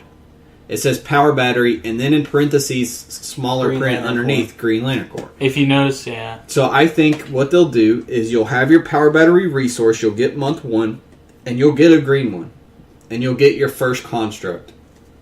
And every month you'll get a new construct. Or maybe you'll get a new construct and a new lantern. They only say constructs on the site. So, yeah. So, that's one way they could do it. But either way, I definitely think that the green power battery will pop out and you can pop a different color power battery on top of there. And then it has the slots in the side to attach your constructs. So the question is, are the other colored power batteries con Don't exclusive? say it. Don't say it. Are they con exclusives? I think that's... Just to establish that. That's how I think it's going to work. And I definitely hope that's actually how it works. I think that's how they designed it. I guarantee you that the print on every card of the different color ones reads exactly the same, except they Photoshop out the green and they put in a red. And then under that, they put Red Lantern core. And they change the emotional spectrum And then power. they change the emotional spectrum power, because that's the only thing that's different on each one. I kind of hope that's the case, but at the same time, I kind of hope it isn't, just because I don't know why. I hope it is, because it simplifies it much more. I don't know. It's just like on the base powers, I was like, well, Perplex, Outwit, Prob, and then I stopped to think about it. I was like, there really isn't anything else they could give it, though, for anyone else, like... So I think I'm pretty much convinced myself I'm right about that. Now, onto what you just said. How are they going to give the constructs out? Oh, you know me being increasingly more skeptical? No, what's the word I'm thinking of? Omnipotent. No, not omnipotent. Precognitive. You're giving me way too much credit. Oh, freaking sees Nostradamus. Sees things in the prophesizing. Automatically pessimist thinks that. Yeah, but you were wrong about. It'll hit me in a minute. I was wrong about Black Lantern Anti-Monitor, but to be fair, when they show something on a War of Light slide, I kind of expected. I told you if you would have listened to the guy, to me. The guy. I still don't believe the guy. I just think he got lucky. The guy made it sound like, "Hey, this is going to be part of War of the Light," but I don't think. Oh, you mean the guy at the actual? Yeah. No, that's true. He made it sound like this is going to be part of... It was just weird that they showed it at a retailer banquet on the War of Light slide, and then now it's a comic. This is why I think this is their big fucking plan. Now listen. We talked about this last week, so let's not go into it. I don't want to be like a I was right, you were wrong, Austin. Get over I don't care that you were right. I don't want to be like a conspiracy theorist, but War of the Light is ending around August. So what do you do to rope in the dough? Besides the fact, But they're pushing other cons a lot this year. It's not just Gen Con. They've opened 3... What if they true. give out different colors at different cons and then everyone's fucked? Oh, God. I told Drew and Hunter on the way here... Okay, first off, the constructs. If there are different colored constructs... Which there are. There have to be. there have to be, according to the wording on this. Unless this is not final image. I kind of hope the other constructs are different things, and I hope the constructs are really toned down. I hope they're not really good, and I hope that there's varied between the colors. Like, as I said, I'd like a Red Lantern axe or something to attach to my Atrocitus base when I go smack somebody with him. But I figure they're gonna give the constructs out in boosters, and they're gonna give the rings out in boosters. Because it's heavily been implied the other color rings are in boosters. I don't remember if it was this article or another one I was reading about it. I don't like that, and I'll tell you why. Okay, go ahead. We're not gonna... Like, this shit's gonna be harder to get than fucking... What if it's one per booster? I doubt they'll do that. I honestly hope they do it in boosters, because the only other alternatives... There's two alternatives. One, they do it in OP kits. Yeah. They're too greedy for that shit. They're not going to just throw it in the OP kits. And then not to mention that's way less per person. The other option is they put it in cons. That's the most likely one, in my opinion. I don't want to be... I think if they throw it in boosters, I'm excited, because I see them putting them in cons. They did a full set of 8 fucking utility belt items that were the best ones, pretty much, besides handcuffs and gas pellets. Honestly, night vision goggles are key. I tried to play devil's advocate to WizKids, but fuck you guys for that one. That was stupid. Yeah, exactly. And we went to Gen Con. And it's been almost a full year now, and we still don't have... And guess what? They're still not on the shelves, retail or easily purchased. I knew they wouldn't be. It's been a year now. I told Drew and Hunter on the way here, and I'm going to stick by it, and this will be my audio log of it. If the power batteries end up con exclusives, I'm quitting Heroclix. That would be the final straw for me. Like, flat out. If I wasn't so heavily invested in it at this point, I honestly would be upset enough to do the same thing. Because it's just... That's the stupidest thing WizKids could do. There's too much... Especially if the emotional spectrums besides green are that powerful. If yellow's all enemies are minus so much defense, or can't use this certain defense power, or if red is all your allies get bonuses to attack and damage. Oh god, could you imagine if, like, orange took away a resource? Like, an entire resource? See, that's what I'm saying, though. Like, all these emotional spectrums and stuff. Like, if they give out red constructs and boosters and they're slightly different. Oh, that's cool. Well, too bad I'm not going to be able to play it to its full extent because I don't have the Red Lantern battery because fuck WizKids. Yeah, but you guys... Would you rather have them be in the booster, or would you rather have them be cons? I would rather constructs them or be in power the booster. batteries? Any of it. I'd rather have constructs and rings and boosters, and I'd rather have the power batteries given out some other way that's not convention exclusive. Good. Well, I want fucking people in hell and ice water. You ain't gonna get what you just said right there. I don't. Something is gonna be con exclusive with this shit. Mark my fucking word. I've been right about every fucking thing. What I think they're gonna do. Some part of this is gonna be. Is they're gonna have a big War of the Light event at Gen Con, and they're gonna be giving this shit away like candy. But you got to spend so much money and do so much. It's just gonna be like. Best case scenario, they're in the booster. Worst case, they're at cons. Power batteries, though, there's no telling. I'm really worried about the power batteries. Like, I'm sincere. They already have enough con shit as it is. And it does, and to lead credence to the very, very depressing Alstom quitting Heroclix they're giving out as con exclusives, the actual event page does not list anything about the other power batteries. It just says month 1 Green Lantern power batteries given as a participation. What is their deal? Why can't they just come out? And it's not like their cons are hurting for population. Gen Con had lines that wrapped freaking for hours. It was terrible. It took us 2 hours to get our damn badges at the beginning. I'm not doing it. I mean, like, let's be totally... This is just depressing to think about. I'm all excited for this resource. I'm going to love playing the Red Lantern resource with freaking all the characters I think Are you even going to be able to... Is there... Exactly! This is my question. What is their game? Is there going to be any other colored resources, or are they just... No, they said there would be. Next week, they're revealing the Yellow Lantern resource. Newsrama, in case you guys haven't been paying attention to these spoilers, which I'm sure Hunter's going to link them. Newsrama have said that on Wednesdays, they're going to be unveiling a new Lantern core and their power battery and ring, with a picture of all the characters from the core that are in War of Light. On Fridays, they'll be spoiling the characters that are shown, or at least a chunk of them. So this week was Green Lanterns. So Wednesday we got the power battery, the ring, and then the cool little picture, which everyone's display case is going to look like at the end of War of Light. Is that let me bring it back up. Is that a Green Lantern Zelia Zox, or is that a different Zox? Which one? This dude. Yeah. Is I'm it trying to remember the whole... Is it Zilius or is it I don't know if different it's Zox? Zilius. I think it's a different Because guy. I have read a whole lot of Green Lantern, and I have never seen this guy. Let me look it up on my phone real quick. But anyway, sorry, not to... But next week is Sinestro Corps, and we will be doing a Sinestro Corps episode, won't we, Hunter? Yes, we will. Yeah! Alright, so, anyway. I expect them... Do you think they're going to give us any information about... Are they going to spoil this? Well, next week, we'll see what they say on the Sinestro. I really think...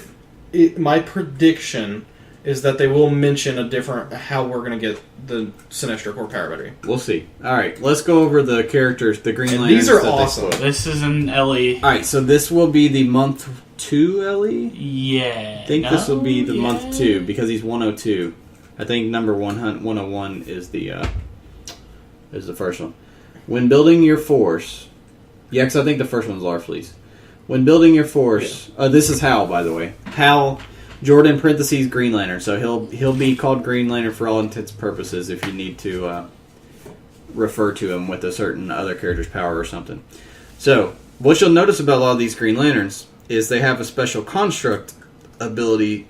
It goes in the same spot that like improved movement or grenades and stuff like that would go. And this is a new ability. It's called Construct. When building your force, you may attach a construct to this character by paying its point cost. Give this character a power action, and replace the construct with any other construct up to 2 points higher than the original. If the character has no action tokens, and the new construct is lower, it's a free action. So the same thing with power battery. Everybody's Old Man Logan these days. Except better, because these dials are way better than Old Man Logan's dial. Hal's other trait, he can use TK as a free action if he has no action tokens. That's very good. Oh my god, really that's nuts. He's 160 points though. Okay. And he has no willpower. Let me bring this up now. Well, he does get willpower later in the dial from his special power. But a lot of these, actually almost every single one of these Green Lanterns I noticed as I was looking at them, not a single one had Indom. I wonder I'm wondering why. if it's because they're meant to be played with the Green Lantern power battery. Like, it's kind of an introductory. Yeah, but okay. That makes them more... No. That's the first thing popped in my head. But let's go back and look at the Green Lantern ring, shall we? Let's go back. Oh, I know what you're talking about. Let's look at the... Oh, son of a bitch. Well, of course, it can't be a seamless transition while I'm trying to prove it. You're like, I got this fucking sweet idea. I got you right here. So that was the first thing that popped in my head. I was that was not loading. I was like, because they're supposed to be played with the Green Lantern power battery. And rings. But So I look at the ring. It says, if this character has the Green Lantern keyword, modify all their values except damage plus 1. Otherwise, they get willpower, blah, blah, blah. So the Green Lanterns don't get willpower from the Green Lantern ring. Well, ain't that the dumb shit? As far as what we have here in front of us to look at, they don't get. Yeah. So maybe there's going to be a Green Lantern Corps ATA they're going to add that you can pay 4 points for willpower or something like that. That's true. It is worth noting, none of these Green Lanterns have the Green Lantern TA. Right. Yeah, that was going to be my second thing I noticed, is that not a single one of them had the TA. So what the hell? So maybe they will be maybe they'll get an ATA, but I we'll hate see. to interrupt you, but I figured out the Zilius Zox thing. What's His that? name's Gallia Zed, and they're the same species. Okay. Alright, so TK is a free action with no tokens. Can automatically pay for the construct to put on his points. We don't know what all the constructs are going to be, but you got to think that's really good right there. There's bound to be some really good options for him. He has a running shot, precision strike with 8 range, only 1 bolt, but he has precision strike and then he has RCE on top of that. So, pretty dang good attack capabilities, just no willpower. Has that for the first 2 clicks, and then after that, for the rest of his 7-click dial, he gets a special damage power that does give him willpower. Gives him willpower. Opposing characters can't use Perplex to modify his values. When a second token is placed on him, roll a d6. On a 3 to 6, heal him of 1 damage. I do want to note something kind of cool about this, and you'll notice it more when we get to the other Green Lanterns, is that they have the willpowers. There's a space there. The willpowers. But they're all will colon and then something. Mm-hmm. If they're just will, they're just the first part of that. And then the will colon gives them an extra effect afterwards, which is, it's a cool way to set it up. So if they have will, they can use willpower, and opposing characters can't perplex their values. I know I was really mean about the whole, resource thing, but I love this figure. He's I do awesome. like this is probably, and because the one thing I will note about the constructs I do like is it does have that Green Lantern feeling of you use a freaking barrier to block an attack, and the next turn you pull out a crossbow and blast some guy. But his point cost does leave me wanting. I was going to say, he's a little expensive, but if all the constructs are really good, then he may be worth all those And if points. Drew is right and the craziness of 48 possible constructs is out there... Yeah, exactly. Because I'm thinking... Did it say that they had to be Green No, Lantern? it just said any construct. Yeah, it just says you may attach a construct. Alright, so next up we have Green Lantern Recruit. He's only 50 points. I love this figure. Minion of Power, too, as well, as a trait. When a friendly character with Green Lantern keyword that's 75 points or more, pretty much every Green Lantern can be 75 points or more, is within 8 squares, he gets +1 attack. Alright, not bad.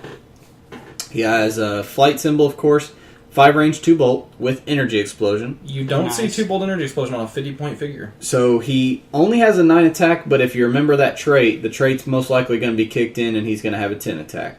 He has willpower. And then he also has a power called Will on his damage slot. Oh, but the second part's different for him, sorry. He can use willpower when an opposing character targets him with Outwit or Perplex, roll a d6, on a 4 to 6, ignore it. That's the one you'll see on most of the willpowers. So he has 3 clicks of Energy Explosion, 2 clicks of RCE. Pretty solid for 50 points. Especially considering he's got Endom, Energy Shield, and 2 bolt Energy Explosion, which Nothing is nice. amazing, but pretty solid. He doesn't have it now. Well, he has willpower. Sorry.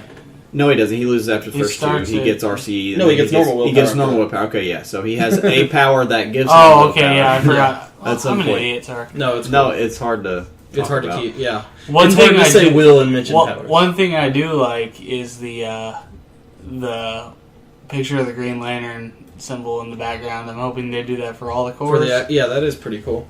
So the actual cards have a big Green Lantern icon in the back. Yep. We'll know Wednesday when we see the Yellow Lantern stuff. We'll know next Friday, I guess, when we see the rest of the Yellow Lanterns. Another good thing I like about that guy is that it's hard to find filler for Green Lantern teams because they're all so expensive. So that's good that they gave us a little cheap guy to throw in there too. Next up is Katma 2. She is from the main set. She is an uncommon. And let's see, she has 2 traits as well. She does not have the construct thing, but she's only 117 points, so she's cheaper than Hal. She has 2 traits. First one, when she's adjacent to a friendly character named John Stewart, they can both use support but only to heal each other. So they got the Catwoman. Which, judging from the dial, her being able to be supported is really good because her top 2 clicks are pretty Yeah, she's good. got some nasty top clicks for 117 points. She also has a traded power that's called Will. She can use willpower, so she has better than Endom. She has traded willpower. But When an opposing character targets her without what a perplex, roll a d6. On a 4 to 6, ignore the effect. so she gets a So she gets a better gets the traded society. version of She that. gets a better society and gets a willpower full dial. pretty nice. First 2 clicks, as Austin mentioned, are just nasty for 117 points, plus having willpower, plus 19 no outwit or defense from perplex. range. She has running shot and psychic blast with an 11 attack. First click she has 4 damage, second click she has 3 damage, and then she has 17 in energy shield and then out leadership on the first 2 clicks. This is a great sealed piece, I think, Hey, Hunter. for this set. You know they mentioned John Stewart. Are we getting a Black Lantern John Stewart in this set? I have no idea. No, I don't think I saw Black Aw. Lantern. There's The one where there's he's all blue. sniper mode and shoots Mogo or whatever? No, that's not black. That's indigo, isn't it? Oh, yeah, it is. It's indigo. And I think Yeah, we are we're getting getting Indigo Indigo. Trial. Yeah. Which tells me he's going to be a ranged piece, because if he isn't, that'd be silly. He's pretty much always ranging. Yeah, but her next to something like that is awesome. I mean, like, they did a great job. Yeah. I like that figure. I like this piece. It gets mid dial it has RCE instead. Late dial it gets Psychic Blast again with a Perplex, and it always has pretty solid defense too. And we need to remember, we also need to look at some of these pieces from a sealed perspective too. That's what I was just saying. I think she's pretty solid for sealed. Oh, for sealed, definitely, yeah. All right, next up is Ron Vidar. He is a LE He's a Legion of number Superheroes 103. person. Yeah, he has Future, Future, GLC, Legion of Superheroes, and Scientist. And a Legion of Superheroes team ability. Now, he is only 80 points. He has, Legion of Superheroes team ability. He has the Construct power. And he has a trade on top of that once per game. Once per game, when he's hit with an attack, you may place him or the attacker in their respective starting area. Which, There's got to be a shenanigan there. pretty damn useful right there. Oh, hell, at worst you can teleport him back to a medic. He has sidestep for his first 3 clicks. And Or a special... perhaps a power battery that has support. Yep. True. He has a special attack power of shape change and stealth. So top click, he's sidestep, shape change, stealth. And if he's hit, you can teleport And him he to the has attacker. outwit on top of that. And he has 17 energy shield. Then the rest of his dial, he picks up a special defense power. Again, Will. willpower. Will. And then the special society, we'll just call it to save time for the rest of this podcast. I like him for 80 points. He's only 5 clicks, But he's also... and he's not super damaging. He's just really solid for his points. He's Yeah. kind of a little bit of a And manipulator. Once again, it depends on what the constructs are. Yeah. Because, I mean, like, once again, we know there's a crossbow construct. I got a feeling that he's probably going to be the cheapest one that gets the construct power, and I got a feeling it's going to be pretty damn good. I like how it mentions each person's sector on their card. Yeah, It's that's pretty great. cool. Wait, what? I meant to mention that Real one. name Randy. Oh, it says their sector? That's awesome. Yeah, when we saw Hal, I meant to say that, and I forgot. See, this is the funniest thing about this set, is 1 minute we're all nerding out and excited, and the next minute we're super depressed. The set, I'm very excited for. I'm very aside excited from there being so for many the characters. actual set, but, you know... I'm happy just because we're getting every damn person I could want except a couple. All right, the main man, Guy Gardner. That Guy Gardner? That guy got in That there. guy Hey, got it's me, guy got in there. So this Guy Gardner's pretty damn good. He's got a sidestep ability called How About a Brewski. He does? Yes. What I Oh like, my god. what I like best about this guy is he's the cheapest guy that we've ever gotten at 90. Yeah. He has 2 options, 120 or 90. The cheapest guy we've gotten. Oh. Yeah, Guy Gardner. Oh, sorry. Streets of Gotham guy is so amazing, though. Yeah. This So, one's pretty sweet. he too. has construct as well. He has a trait, I'm not your mule, fuzzy blue elf. During your first turn, he can use carry ability to carry up to 8 characters regardless of their combat values. Jesus. Instant For seal. 90 points, broken! Instant. Oh wait, he's not sealed. Damn. This guy was going to be like the one of the must-have It seal. is worth noting, almost all of them that have the construct power are not part of the actual main sets. If you look, they're all LEs. Gotcha. We'll keep an ey on that as we're going. Was over Rand this. Vidar an Ellie? No. Yeah, he was. Oh, yeah, he's an LE, sorry. Oh, yeah. Yeah. I mean, yes, he's an LE. So yeah, so far we don't have one that has construct that's not an LE. So yeah, good catch. So we'll, Wait, hold on, go back up to We'll Hal keep- Jordan. Keep going. He's an Ellie. Hal, he's an LE though. Oh, he's 102. What? Oh, that's the Hal from the scenario pack. Oh. That's why he's a white 102. Okay, so the actual... Are Rand... you sure? White 102. Okay, yeah. I was just saying, are you sure? Because Split Lip and them aren't the same number like that. But Split Lip and them are numbered 300 something. That's and what I then was Scotty saying. Cap are numbered 200. That's what I'm saying. Yeah, hold on. That's I weird. don't know. Let me go to the actual Heroclix. All right, I'll continue while we're done. Guy Gardner, number 104. He's an LE. Has that amazing freaking for Green Lantern teams. That's amazing because everybody has flight. And since no Green Lantern TA on all of them. He can, yeah, but Green Lantern TA. Yeah, it doesn't really help him anyway. It couldn't help you if you had flight already. And you can make characters. A special movement power of charge. Give him a move action. If he ends his move adjacent to an opposing character, the move action counts as a free action instead. And he uses Battle Fury until that character is knocked out. That's so fun. Okay, so the other night I mentioned that there's a couple rules things that could show up in some of these where it's wording I haven't heard before. And that's one of them, is the move action counts as a free action instead. We haven't seen them say this action counts as a free action instead yet. Which, I like that wording. It's a lot cleaner than the old way they used to do some of it. Where it used to be instead they'd have you just remove an action token after the move action or something crazy like that. Or like, if he ends his movement next to an opposing character. Yeah, but removing the action token... So if you want to get frisky with this dude, Yeah. Why wouldn't you? because he is a cute man, He's he can fire in move. the hole, boy. He doesn't ignore characters on movement, but he could move up 9, base somebody to get that whole move for free, and then charge, take a risk on breakaway, and go 5 more. So he could basically, if you wanted him to with the little risk, he could have a 14 square charge. You know what I mean? Yeah. Or if you want, you can carry 8 people. Whoa, hold on. Are you talking about... Run that scenario by me again. All right. If he can move his full 9 movement, stop next to somebody, and that action was completely free. He doesn't have to attack after that. I see what you're saying. And then he can roll breakaway and charge somebody 5 more squares. So he can effectively, if you want to risk it, he can have a 14 square charge. Or you can just, fly 7 next to somebody. Yeah, that's what I was and about punch to say. them while carrying freaking 8 people to surround If somebody's stupid enough to bring somebody 7 within your On the starting first area, turn. because he can only do it on Oh, the starting true. area on first turn. them. It was just funny. Precision strike on top dial, regardless of what point value you play him. Invincible if you pay the 120 points, and a special damage power. Again, will gives him willpower and gives him special society. Although, it doesn't have top click on. yeah, 90. Drew brought up a good point. At 90 points, he does not have willpower top click. So I think, and those 2 clicks having invincible, I think it's worth the 30 Invincible points. and agree. willpower both, yeah. I think you take the 120 point option on this guy. But if you want to play a Guy Gardner, because on your JLI teams you do need a good damage disher like that. I think he's a good. It's nice to have a 90 point guy. To update what we were talking about earlier, the scenario pack, the first one, is Hal Jordan Green Lantern, and it's Sinestro Core Sinestro. It comes with the Shield Construct 3D object and the Green Lantern Ring. So the Green Lantern Ring won't be in boosters. It's not even giving us participation. Oh, So you're going to have to buy the scenario pack just to even be able to play it. Oh, no. Well, I'm glad you told me that, because someone told James to order a metric shit ton of that. It's going to be hard to decide how to... And then month 1 we get the Crossbow Construct. Oh, See, God. now I don't know how many to tell James to order, because then they're going to get stuck with a bunch of... Okay, sorry, that's... Larfleeze is the LE for month 1. You get a Rond Vidar just for playing month 1. Oh, okay. Participation. Month 2, you get a Guy Gardner just for playing. Oh, Gaga. And a Decoy Construct. And then Gaga. Arkillo's the prize. Gotta get that Gaga. Month 3 is a Catapult Construct and John Stewart with St. Walker for the prize. Oh, ski. Month 4 is Jennifer Lynn Hayden Green Lantern, which I think we're... no, never mind. That's Jade. Yeah, that's her. Jennifer Lynn is Jade. Yeah. Yeah, Jennifer is Jade. And then Atrocitus is the LE with Scissors 3D object. Nurse is the 3D object We're for month scissoring. 5 with Kyle Rayner Oh, as the scissor me participation.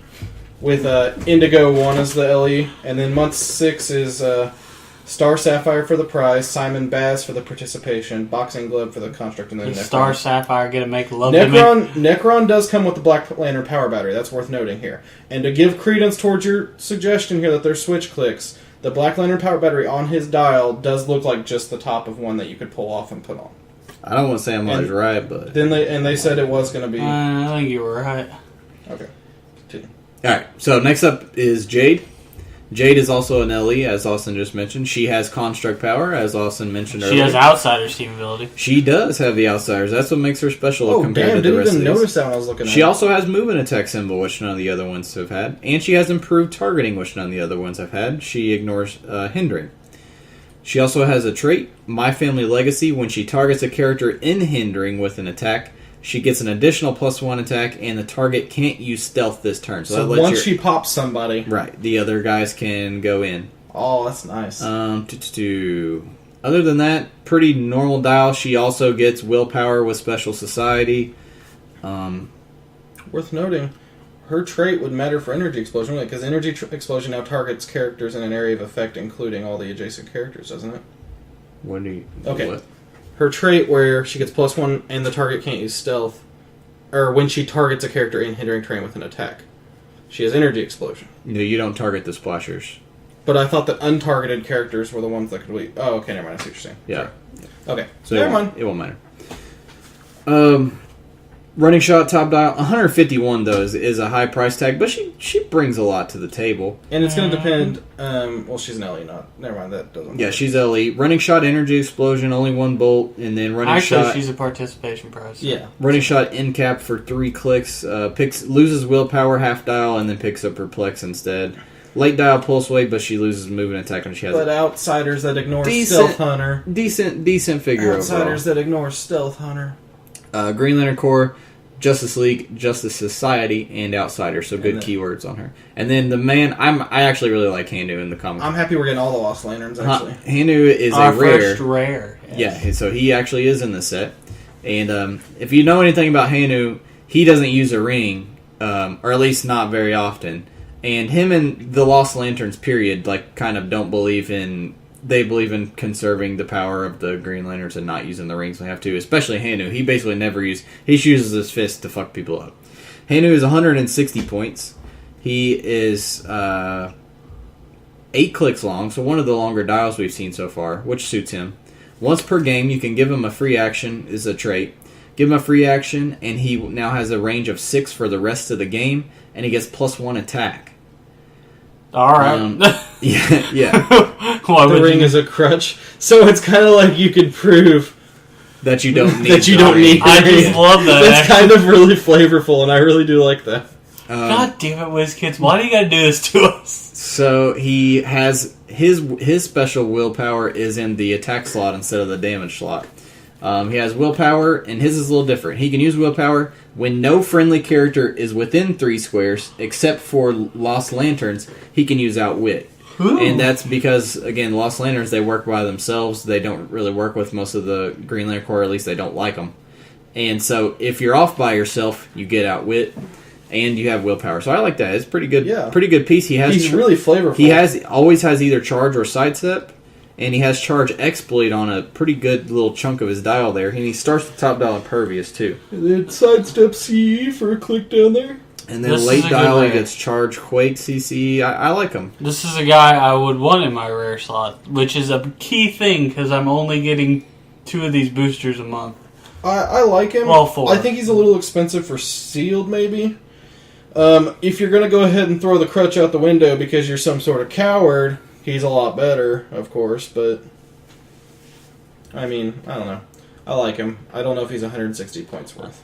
12 attacks is nice though. Oh, 12 attack exploit 4. That's second click. To I be was playing honest, ground. I'm playing a game, so I'd probably use the free action to get a +1 attack. Yeah, that's true. We're playing in a tournament, so I'm kind of throwing honor out the window here. If it's a fun game, Unless my opponent's also playing Hanu, and then we're both going to agree to not do it.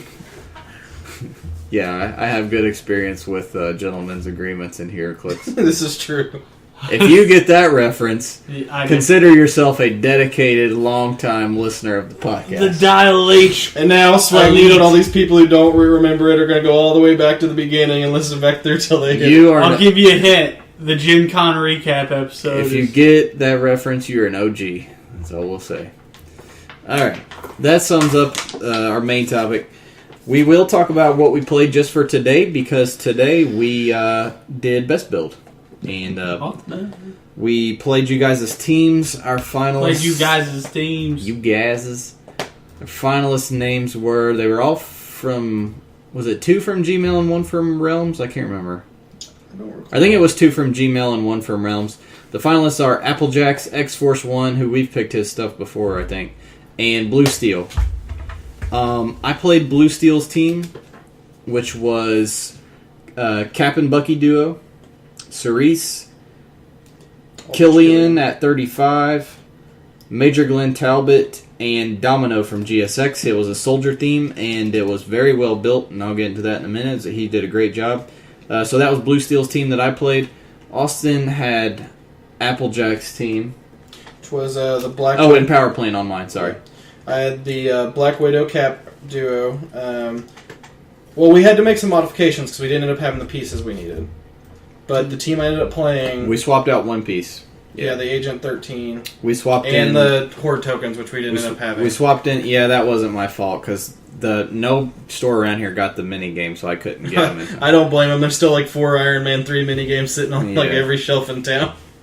The final team I ended up playing was actually full power plant instead of 9 rings. It was 2...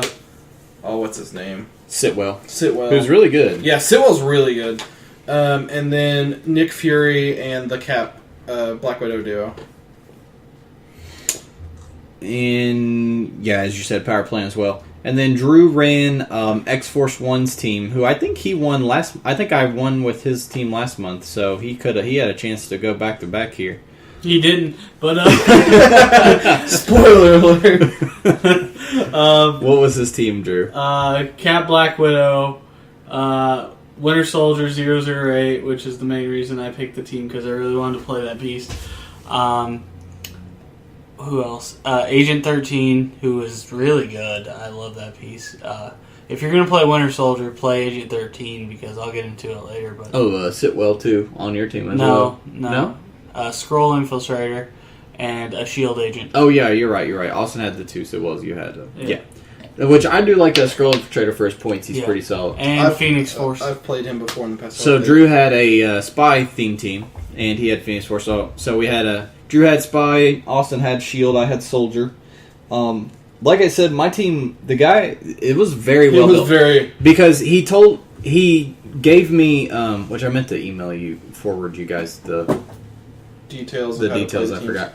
He didn't give me ring advice. He just said, I built it like this because it's pretty simple. They get, the duo for the top 2 clicks. If you guys don't know, the Cap Bucky duo from Target, they're really top defense from range. They're very expensive. They're 175 points. But if you look at their damage power, they can use leadership. Friendly characters within 8 that share a keyword with them can use willpower. And like I said, it's a soldier theme. So, and that includes their self. It doesn't say other friendlies. So they do, in fact, have willpower top 2 clicks. So they have willpower, and then he just put a bunch of good soldier pieces that all need willpower to be better. So he basically did what I did with Sergeant Rock. Actually, it's almost the same team now, think about it. That I did with Sergeant Rock. Yeah, it was like the best soldier pieces there are. That I did with Sergeant Rock, except he did it with Cap and Bucky on a bigger point game. And it turned out really good. Because of the power plant, because power plant's just so good. They have traded energy shields, super senses, toughness. I can't explain how amazing that is. But the key thing that I kept catching in all 3 of my games, the key thing that people didn't realize or pay attention to is that I have improved targeting, ignore hindering, and ignore characters. I missed the ignore characters, but I'll get to that. Because the second opponent had the duo as well and plopped him in stealth. And I think he was probably thinking, haha, I have traded stealth. He probably doesn't even realize I've traded stealth. He'll come after me. Because he let me set all my enhanced ball up and get ready. And he'd never said a single word. And then as soon as I said I'm going to target it, he's like, nope, you're not. He has stealth. I'm like, oh, I know. Look at my card. See, it kind of threw me for a loop too, boom. because I'm so used to them putting Avengers Initiative on any of these characters that I wasn't expecting ignore stealth as an ability. But thematically, they wouldn't have it. Right, because it threw me. Yeah, because it's Bucky and Cap from the olden days. Yeah, so that came in key, and also ignoring characters came in key. So what I would do is, if it was a straight line of fire without any elevated, like me and Austin's game was, I would plop one of my support pieces in front of them so that I could prob me, but they can't prob me back because they have no line of fire. That was kind of annoying. I'm not gonna lie. Yeah, it was a fun piece, man. I almost wish they never got hit. I almost wish they would have gotten hit because I wanted to play the side, because they have World Clicks player problem. Yeah, they have a cool dial. Their first 2 clicks are like that. They also have a special duo where they can use duo and they use Psychic Blast instead of one of their attacks, so you can use it on the first one, get the full penetrating damage through. I was throwing Electro Blast on them, burn a ring. Now they're hitting for 5 pin, and then they're hitting for 4 after that. The freaking power plant is so good on duos. And I'm sure you guys Austin when I get to my found team, that I'll out too. definitely. They also have running shot, so if you need the running shot, then they have that as well. I was TKing them around just so I could do that duo and just blast the freaking shit out of something for 9 damage. It was just nuts. But they have a cool dial because mid-dial they get sidestep, precision strike, willpower, outwit, and then last 2 clicks they get charge, blaze, exploit. So I was wanting to, play him. So I really like this dial. It's expensive. Oh yeah, for 7 clicks, but this was a 400-point game. I feel like the higher you go up, they get exponentially better because of the damage ability giving everybody leadership. I think their traded defense ability also definitely helps that. I mean, where they have super senses, energy shield, and toughness their entire dial. Yeah, I was keeping them in hindering in every game. They were always a 21 with super senses. Oh, I just noticed that the clicks that they don't have their inspiring presence thing, they have normal willpower. The 3 of them there in the middle. The ones in the middle. Yeah, and then they don't for the last 2. Right. I really like them. Great piece. The other pieces on my team, Killian's good. Everybody knows that. I was actually using Killian mostly for TK today, and then I was using Talbot to enhance and everything. Cerise having willpower and Domino having willpower was so good, especially Cerise. I talked about Cerise with Gauntlet before and how good that was. I played Cerise a couple weeks ago with Null's Hammer, and God, if you can give that bitch willpower, she's so good. She's already sort of Green Lantern power battery. She's already min-maxed to the max anyways. If you can give her willpower from something, she's just so damn good. And Domino as well is a dedicated prop. And as you guys know, now that they took away your generic themes, you have to have a dedicated prop on your team. You can't just have... I didn't have prop roles from Theme Team, unfortunately. So I'm glad he put Domino on there, because nowadays you need a dedicated prop piece. Hunter, there's a wambulance parked outside your apartment for me because I'm going to cry about the game we had. What's going on? There's a fire truck, too. Because there's 3 hot guys in here and they got to put us out. Did you guys notice it's hot in here? It No, like legitimately hot. It has been pretty cooking in here. Like there might be a fire. I'm expecting the whole ceiling beam to collapse on fire here in a minute. Anyway, so I played the duo today, the Black Widow Captain America one, and it was kind of a tentpole team. That Nick Fury's really good. I don't know if I'd go as far to call him as a solid secondary attacker. Like, he's a good dial. I think he is a solid secondary attacker. I disagree. Running shots, a freaking precision strike with 3 damage and 11 attack. Okay, true. Never mind. Forgot down dial. He picks up pin side too. I played the duo, and power plant with that duo particularly is ridiculous. The duo has a damage power where their second shot does not take a damage penalty. Oh yeah. They have precision strike, and then of course I'm playing a team with 3 extra shield pieces. So I kind of played a team that was very it was very reliant on what my opponents didn't know. Yeah.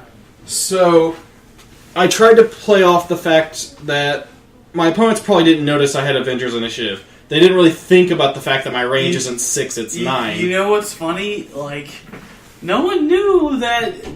I don't think anyone knew what Avengers Initiative was. I know, that was kind of weird. Like, we played today, and like the number of people who hadn't seen Avengers Initiative was kind of throwing me for a loop there. I know, it was ridiculous, and I was like... My first match was kind of funny because I had set myself up in stealth with a little shield ball. Yeah. And my opponent set himself 8 squares out thinking you've only got 6 range, and he hadn't really thought about what shield did. Sidestep over, I now have 3 characters That's shielding me. another one that's really puzzling, is shield.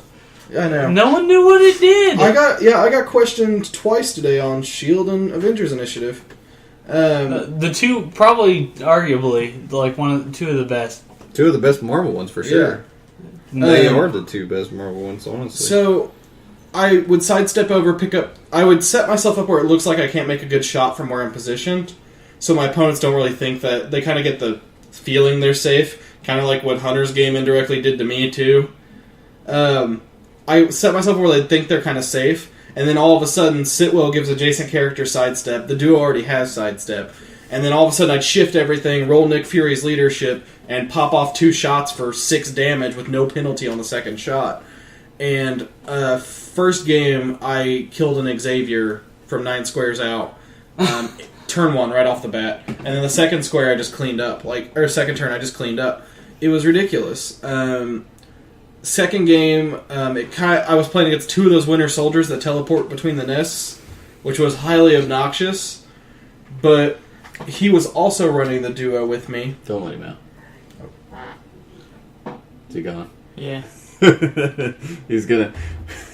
For those listeners out there, I named my cat Grayson when Ashley first got him because I tricked her into thinking that it was an actual good name for a cat. We call him Dick. No. Yeah, what's up? Oh, it's not a fire. Okay. It's the cop cars begin first. It's a... Okay, gotcha. Anyway, my second game was against 2 of the... Sorry about the interruption, the technical difficulties here. Apparently there's There's an emergency going on outside. Apparently there's a murder happening. The murder of my team round 3 against Hunter. Oh my god. So, both my games, I kind of took my opponent by surprise by sliding into positions they weren't expecting. A lot of sidestepping next to Nick Fury to leadership and stuff like that was really good. Or sidestepping Nick Fury over to leadership and stuff like that was really good. My second opponent was also running the Cap Black Widow duo. And my goal was to kill this thing so I could focus on those annoying as hell Winter Soldiers. Because he had 2 of them teleporting around the map. He had picked off my Sitwells with them both really quick. And so I only had Nick Fury and the duo. So, what I did when I attacked his duo was gave them white light. Because white light says when they hit an opponent with an attack, that opponent gets -2 attack and -1 damage. They have to hit the opponent first, which is important. But they have duo attacks, so they technically hit the opponent twice. So they're -4, -2. And then they have precision strike, so I'm always going to hit for at least 1 damage. And that gets through super senses and mastermind and stuff like that. So I blasted his duo. I basically crippled them. I only hit them once out of the 2 times, but they landed on a click that only had 2 damage and like a 10 attack. So effectively they're an 8-1 trying to hit me, which made it basically worthless for them to even try because they didn't have precision strike on that click. Then after they did that, I tried to clean up the sniper's nest by... he actually scooped because what I started doing was... I gave them Matter Rearranger Ring, and every turn I would sidestep and turn the square under me into hindering because the snipers couldn't shoot me. And I would just sidestep over to each nest until they'd roll to destroy it, and then I'd slowly sidestep to the next one and keep gathering rings every turn. So he scooped because he's like, this is going to take 4 hours. Then in my game against Hunter, I made the fatal mistake of forgetting there's a TK ring on the power battery, or that Hunter could even attack me at the range he could, even without TK. I set myself up in a nice little ball. I thought he couldn't see through stealth, because he didn't have Avengers Initiative. I should have looked at the card. He set everything up in an enhanced ball, came out, one shot, or duo attack, killed my duo, and I scooped. Before I forget... talk about Dick Grayson because I've been wanting to bring him up on the podcast. So if you ever want to be, those of you out there with significant others who want to try this trick, next time your significant other wants to name your pet, think of a name that's secretly comic based that they're not going to get the reference to. Because with Ashley, I named him Grayson. He's a gray cat. And I said, oh, we should call him Grayson because that's a cute name and he's gray and everything. And secretly I'm like, ah, bitch, you just named your cat Nightwing for me. And so she's like, yeah, that's a great idea. Let's name him Grayson. And then the next night I'm like, you know Nightwing's real name is Dick Grayson, right? She's like, you suck. It's like, well, yeah. And so every time too late now. We already been calling him Grayson. Every time we're over, we have to make all the obligatory Dick jokes. And it's like, hey, Dick, yeah. I missed you. But it turned out to be very fitting because he's basically Dr. Jekyll and Mr. Hyde cat because he is a dick. I bring him up today because he recently destroyed $200 worth of chases and knocked down almost every chase that's ever been made. I had on a shelf. Up on that's a good. That's 8 foot off the ground. That's a good 7 foot off the ground shelf with nowhere near it that he could have jumped off of. I don't know how this cat should be a fucking professional Olympic high jumper. Maybe some sort of acrobat. I don't know how. He is one flying dick. I can tell you that much. He somehow knocked down every single chase I own, but miraculously only like 6 of them broke. And but it makes me laugh because, like, looking at that shelf from the ground, there's no way he thought that there's room up there for him. He knew he'd be knocking shit off if he jumped up there. Like, that shelf was packed with chases. So, yeah. So, when he's bad, I call him Dick, and whenever he's good, I call him Grayson. But I just say, hey, Dick, I'm happy to see you every time I see him. Yeah. Because all the laughs that ensue. So, anyway. It's mostly you trying Drew, how'd your team do? It went well. I'm sorry I let what's-his-name down with his team this week. Listen, I would have done... This was the worst week. Let's talk about GP. Because you guys didn't go. Because you were... Yeah, so we didn't make it Wednesday, Austin and I, but Drew did go. Make it, quote-unquote. It was a sealed... It was a, what's the word I'm looking for? Sealed / Sealed constructed hybrid? Hybrid, yeah. Hybrid format. 400 slosh constructed from the main set only, right? You couldn't use gravity feed or LEs? I don't think so. Yes. So 400 from the main set and then 200 from one slosh booster. I did really well. My team was Validus, Big Bar and Mr. Miracle. Big Bar? Big Bar. What was the duo? I'll get it. I didn't want to hear... They got smoked every time. That's not what I wanted to hear. Big Bar, Mr. Miracle, Tachyon, who I pulled in my pack. Oh, man. Yeah. Oh, you pulled a Tachyon. Yeah. Very nice. I pulled a Tachyon. I didn't plan on playing Tachyon, because I already played Tachyon. And the last one was what's your name? Triplicate Girl. So did you? Because I couldn't fit anything else on the team. Did you merge? Oh wait, you couldn't have merged the Big Barda duo I started because out. Big Barda wasn't in any of the sets that were released. Wow, it's Slosh Constructed. What do you know? I didn't think about that because I was going to say the duo is so much better if you can merge into it because you have to pick one of the traits to keep. Yeah. But they're not bad. Everyone went after them first while Vala just sit in the back and just was like, pulse wave. The only game I lost was against a rich... I can actually picture the Validus making that sound is what's fun. We need to go through and find... There's probably like a panel somewhere about us. Pulse wave. No, Validus from Batman Beyond. He's from...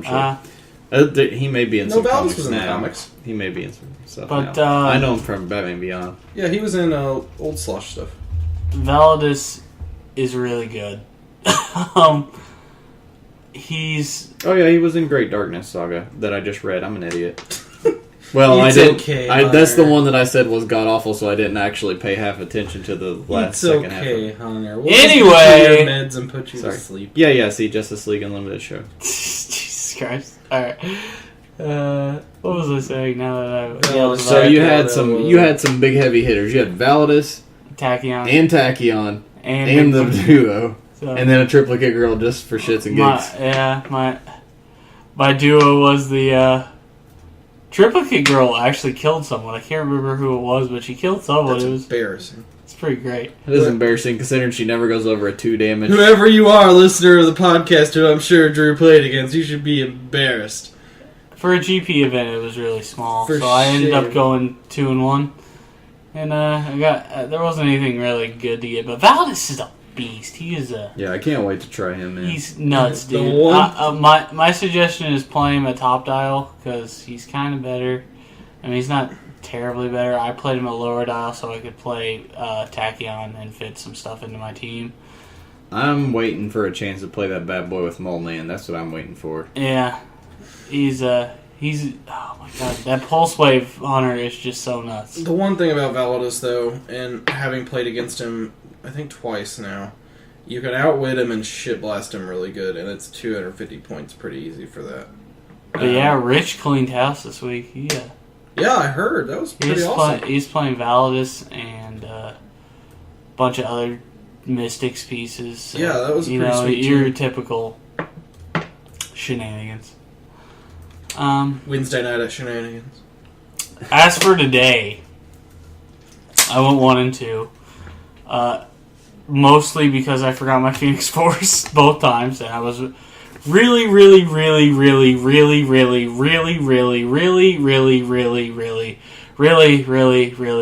pissed off about it. And there's video evidence of this week, ladies and gentlemen. I'd rather there not be. Hunter, you better put that on YouTube because I'll make it the featured match. Drew was pretty pissed. I'm sitting behind him listening to him the whole time.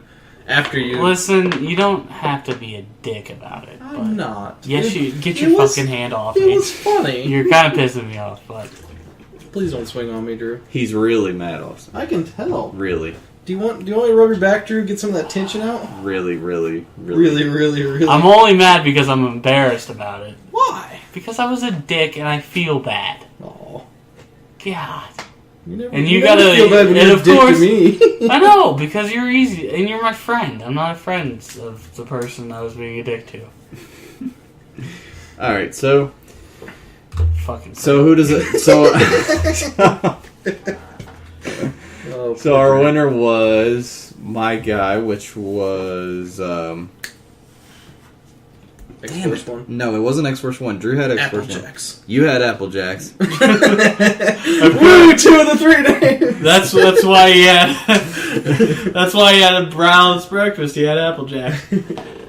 Fuck, what was his name? And I freaking We're the worst. I don't have. podcast you've ever I'll have to look. I'll have to open my email back up and find your name. But I'll send you an email. You're a waiter guy whose name we can't remember. Might as well be singing because it's hotter than fucking hell in here. It is hot, but at least the apartment building is not on fire like Hey, we originally the emergency services are gone. So. hypothesized. That was one quick murder cleanup. Blue Steel. That was his name. From off of Blue Steel? yeah. What's the name? What's the name where Ben Stiller's the model and his look is called Zoolander? Blue Steel? Yeah, Zoolander. The look he does is called Blue Steel. Yeah. That's what. At least I think that's what this guy's going for. That's what we hope you're going for. So Otherwise, If not, that's now you're what not getting going any for. fucking poker chips. So I'll contact you, find out what poker chips you want. So that's it for Best Build. Dial Design Contest for April is in its second week. First week, the best winner, or the best score, and our featured dial this week was Dr. Doom PhD's Deadman. Dr. Doom PhD's been doing He hasn't been there since the beginning, but he's been here for 4 or 5 months now, it seems like. Right. And he received a 30, which is only the second, the second 30 we've I don't know. ever There was a given. big debate about it. I don't know. I went back and looked. The Nemesis Duo only got 29. Because it got a 9 from They you. got a 9 from me. I was mad at you. So this is only the second perfect score we've ever given out in 6 months of doing this now. A little bit longer. Maybe 7. This may be the I 7th thought we've month. been doing Well, we've been the podcast for 40 weeks. but we didn't do Dial Design the first month. It may be like the 8th one. I don't know. I have to look. But anyways, You regardless. lose count when you've done this. Damn. I know. I think our first one was August. Yeah, it was August. We're gonna have to So do this is something- number 8. So yeah, this is We're number gonna have 8. to do something big for our 1 year. Yeah. Well, we got a long time before that happens. Make 4 months. Make clicks So- of Drew Hunter and Austin. So the assignment this month, if you guys remember, is you're going to do a Fast Forces, and you're going to do one dial for each week, and so you only have to show 3 of your dials, but they all have to share a keyword. And he's doing Justice League Dark, and he did Deadman for his first submission, and this Deadman is only 4 clicks long, and it's 125 points, which sounds like totally insane, but it's really, really awesome, and it works really well, and it's balanced.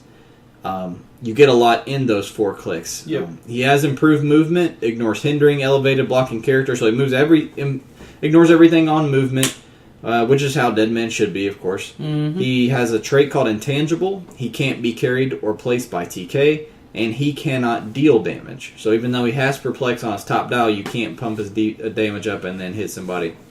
When Deadman is on the map, and he has 0 action tokens, opposing characters cannot deal damage to him unless he's the last character on the map. So there is a risk in playing him, because if you move him up and at a time or position where your opponent can get to him, he can I don't want to say pretty easily be one shot because he has super senses, but I guess these days 19 doesn't go as far as it used to. You know what I would do with him? I'd give him the freaking end cap ring.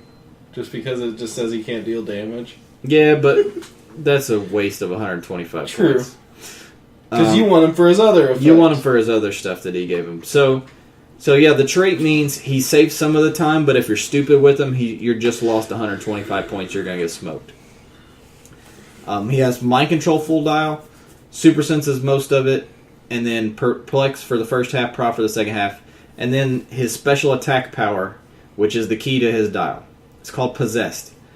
When Deadman is given a move action, he may make a close combat attack against a single opposing character 200 points or less that he moved through. So this is similar to Gravity Feed Shadowcat and to Phantom Girl. After a successful attack, remove him from the game and place him on the hit character's card. That character is friendly to your force until Deadman is removed from the card. So it's a quasi-permanent mind control. At the beginning of your turn, you can choose to remove him from the possessed character's card. When you do, you give him an action token, and you place him back on the map within 2 squares of the character. Now that's risky because, again, Then he can be attacked. he can be attacked because he now has an action token. The other part is, if he's on a character's card and that character takes damage, you have to remove him from the card, and you deal him 1 unavoidable and then place him within 2. So he's going to be harder to use than you would think, because you don't really want to take control of the opponent while they're bunched up with a bunch of their other pieces, because then you're going to be stuck not risking breakaway and all that stuff. So you have to be smart with this guy. But if you play him right and finesse, you have a permanent mind control on a 200 points or less character. The other thing to take into account is with a 9 movement, you kind of want to swing at a character and get back behind cover somewhere. Well, because you're going to have an action token after that. No, when you hit, you're moving from the game, so it's not. But gonna if you matter. don't hit, Oh, I see. If you miss. yeah, if you I miss, gotcha. then you have to risk being hit afterwards. Yeah, that's true. I see what you're saying. So with the Perplex, though, he could go up to a 12. Or 20 defense. 12 attack or 20 defense, whichever he needs at the time. So I really liked this. I thought it was very creative. Very flavorful. But yeah, it's very accurate because there's tons of times he puts powers and such in here that makes it say, hey, this dude is a ghost and he plays exactly like a ghost. And then the mind control thing is very creative, and he got a perfect score. I would not be surprised if WizKids makes the dead. if they steal this one. All of a sudden, next week, WizKids announced new 52 freaking CTD, and it's going to have a dead man as the first spoiler. So congrats to you. You got a perfect 30, which not very many people can say. Because Austin, And you are off to a great... No, I was the one who gave it 9. I know. We had one of the Ares. We gave a 30 a long time ago. The DC Ares. That wasn't a long time ago. It was a couple months. Because it was the deity keyword. I want to say it was December. That's probable. But that was... Just 4 months ago. Damn, that was 4 months ago, wasn't it? Time It's flies. April, sir. Oh my god. It's my birthday. When you do son. a podcast... Yeah. It's Happy birthday to Hunter's Hunter's man. birthday. Yeah, that's right. 47. We got him some male strippers, you know, the usual. All the things he likes. We did get a free dessert pizza today at Chicago's That was for it being nice. my birthday. Shout out to Melissa for that shout one. out to Melissa and Philbo, if you're listening. Yeah, so nice job. You're off to a great start this month, and if you can stay strong, you have a good chance of winning this month. As far as other community things, the question this week was: now that we know which cons we have that we're going to be able to get, which one are you most excited to get? Austin said Whiplash. I already see him on there. I'm the first one who answered. A surprisingly high amount of people said Zombie Galactus. I knew which that'd be a found pretty interesting. popular one. Really, I didn't. Well, Marvel Zombies... Oh yeah, that's true. Marvel Zombies was really popular. Like, a lot of kids I know that don't read comics read Marvel Zombies, and that was pretty much all they read. Like, when I went to high school and that first came out... Which is weird to me. I know, that's what I thought too. What did Marvel do promotion-wise to make people even know that existed? I don't know. Like, I went to school with a bunch of people who, like, barely ever read comics, but they knew the characters, and for some reason they just jumped all over Marvel Zombies. Well, anyway. Oh, well. Yeah, that was the most common answer, and that's the one I'm least excited Did for, anyone honestly. else say Whiplash? No. All by myself. I would have said, Nope. I wouldn't be upset if I got Whiplash, though. Boom! Chris Stockholm. Stockhouse? Stockhouse. Chris Stock Brick House. Congratulations, Austin. Drewster, who do you want the most? Resurrection Man. I didn't see anybody to say that, did I they? thought there was someone... I don't think so. No, I see an Impossible Man, but I don't Oh. see... Mine's Jonah. Yeah, Jonah too. He's One or two people said Jonah. If you're not excited that we're getting a Jonah... You can just go Just back go to away. Mexico I like or this one. wherever. Zombie Galactus and the different color lanterns. That's right, WizKids. I'm on D. That's right. Philip knows what's up because he's a... Why do you want me to quit Heroclix, Hunter? I'm sorry. It's Why just, do you want me to click here? I'm still going to be on the podcast whether I play it or not. I'd go ahead and fill out your applications now. Yeah, you guys go ahead, fill out your applications to be on the show. We'll vet them on air. We can arrange some kind of voice call-in thing. I want to pick on my replacement. So no, you're on. You're out. You're out. You're You're out. Not yet, the I'm game. not. They haven't announced them as con exclusives. Oh, We know it's coming, buddy. It's coming, buddy. All right. The only other community cleanup thing I have to talk about is YouTube. Horde tokens rules explanation video went up this past week, and then this coming week, will be the best build matches from what we just played. So you guys can see your matches in action, or if we didn't pick your team, at least you can see some. Oh, Match 2 is pretty funny. Match 3 is hilarious. Or at least you can see some clicks video, because there's not a lot of clicks match videos on YouTube, to be honest. And at least not in good. I mean, these mine turn out pretty decent quality. And if you guys enjoy the podcast, like I sat and watched through some of the videos last time Hunter uploaded them, And they're hilarious. Like, it's just like, you get to see the kind of back and forth and the kind of atmosphere we play clicks in and stuff like. Heavy language warning, of course. No, really. Yeah, that goes. It gets pretty bad. So thanks for tuning in this week. If you guys have any questions, suggestions, anything you want read on the podcast, any promotions for events, not for products but for events. If you want to pay me to yell at you, I can do that too. Oh, yeah. If you want to pay him to freaking... he does multiple other things. Having paid Drew a monthly subscription to this yelling service, I will give you 3 hours of quality yelling content a day. 4.5 stars on Amazon. Someone said I yelled a lot, and I was like, But yeah, that's right. if you need anything, hit us up on dial H4Heroclix@gmail.com.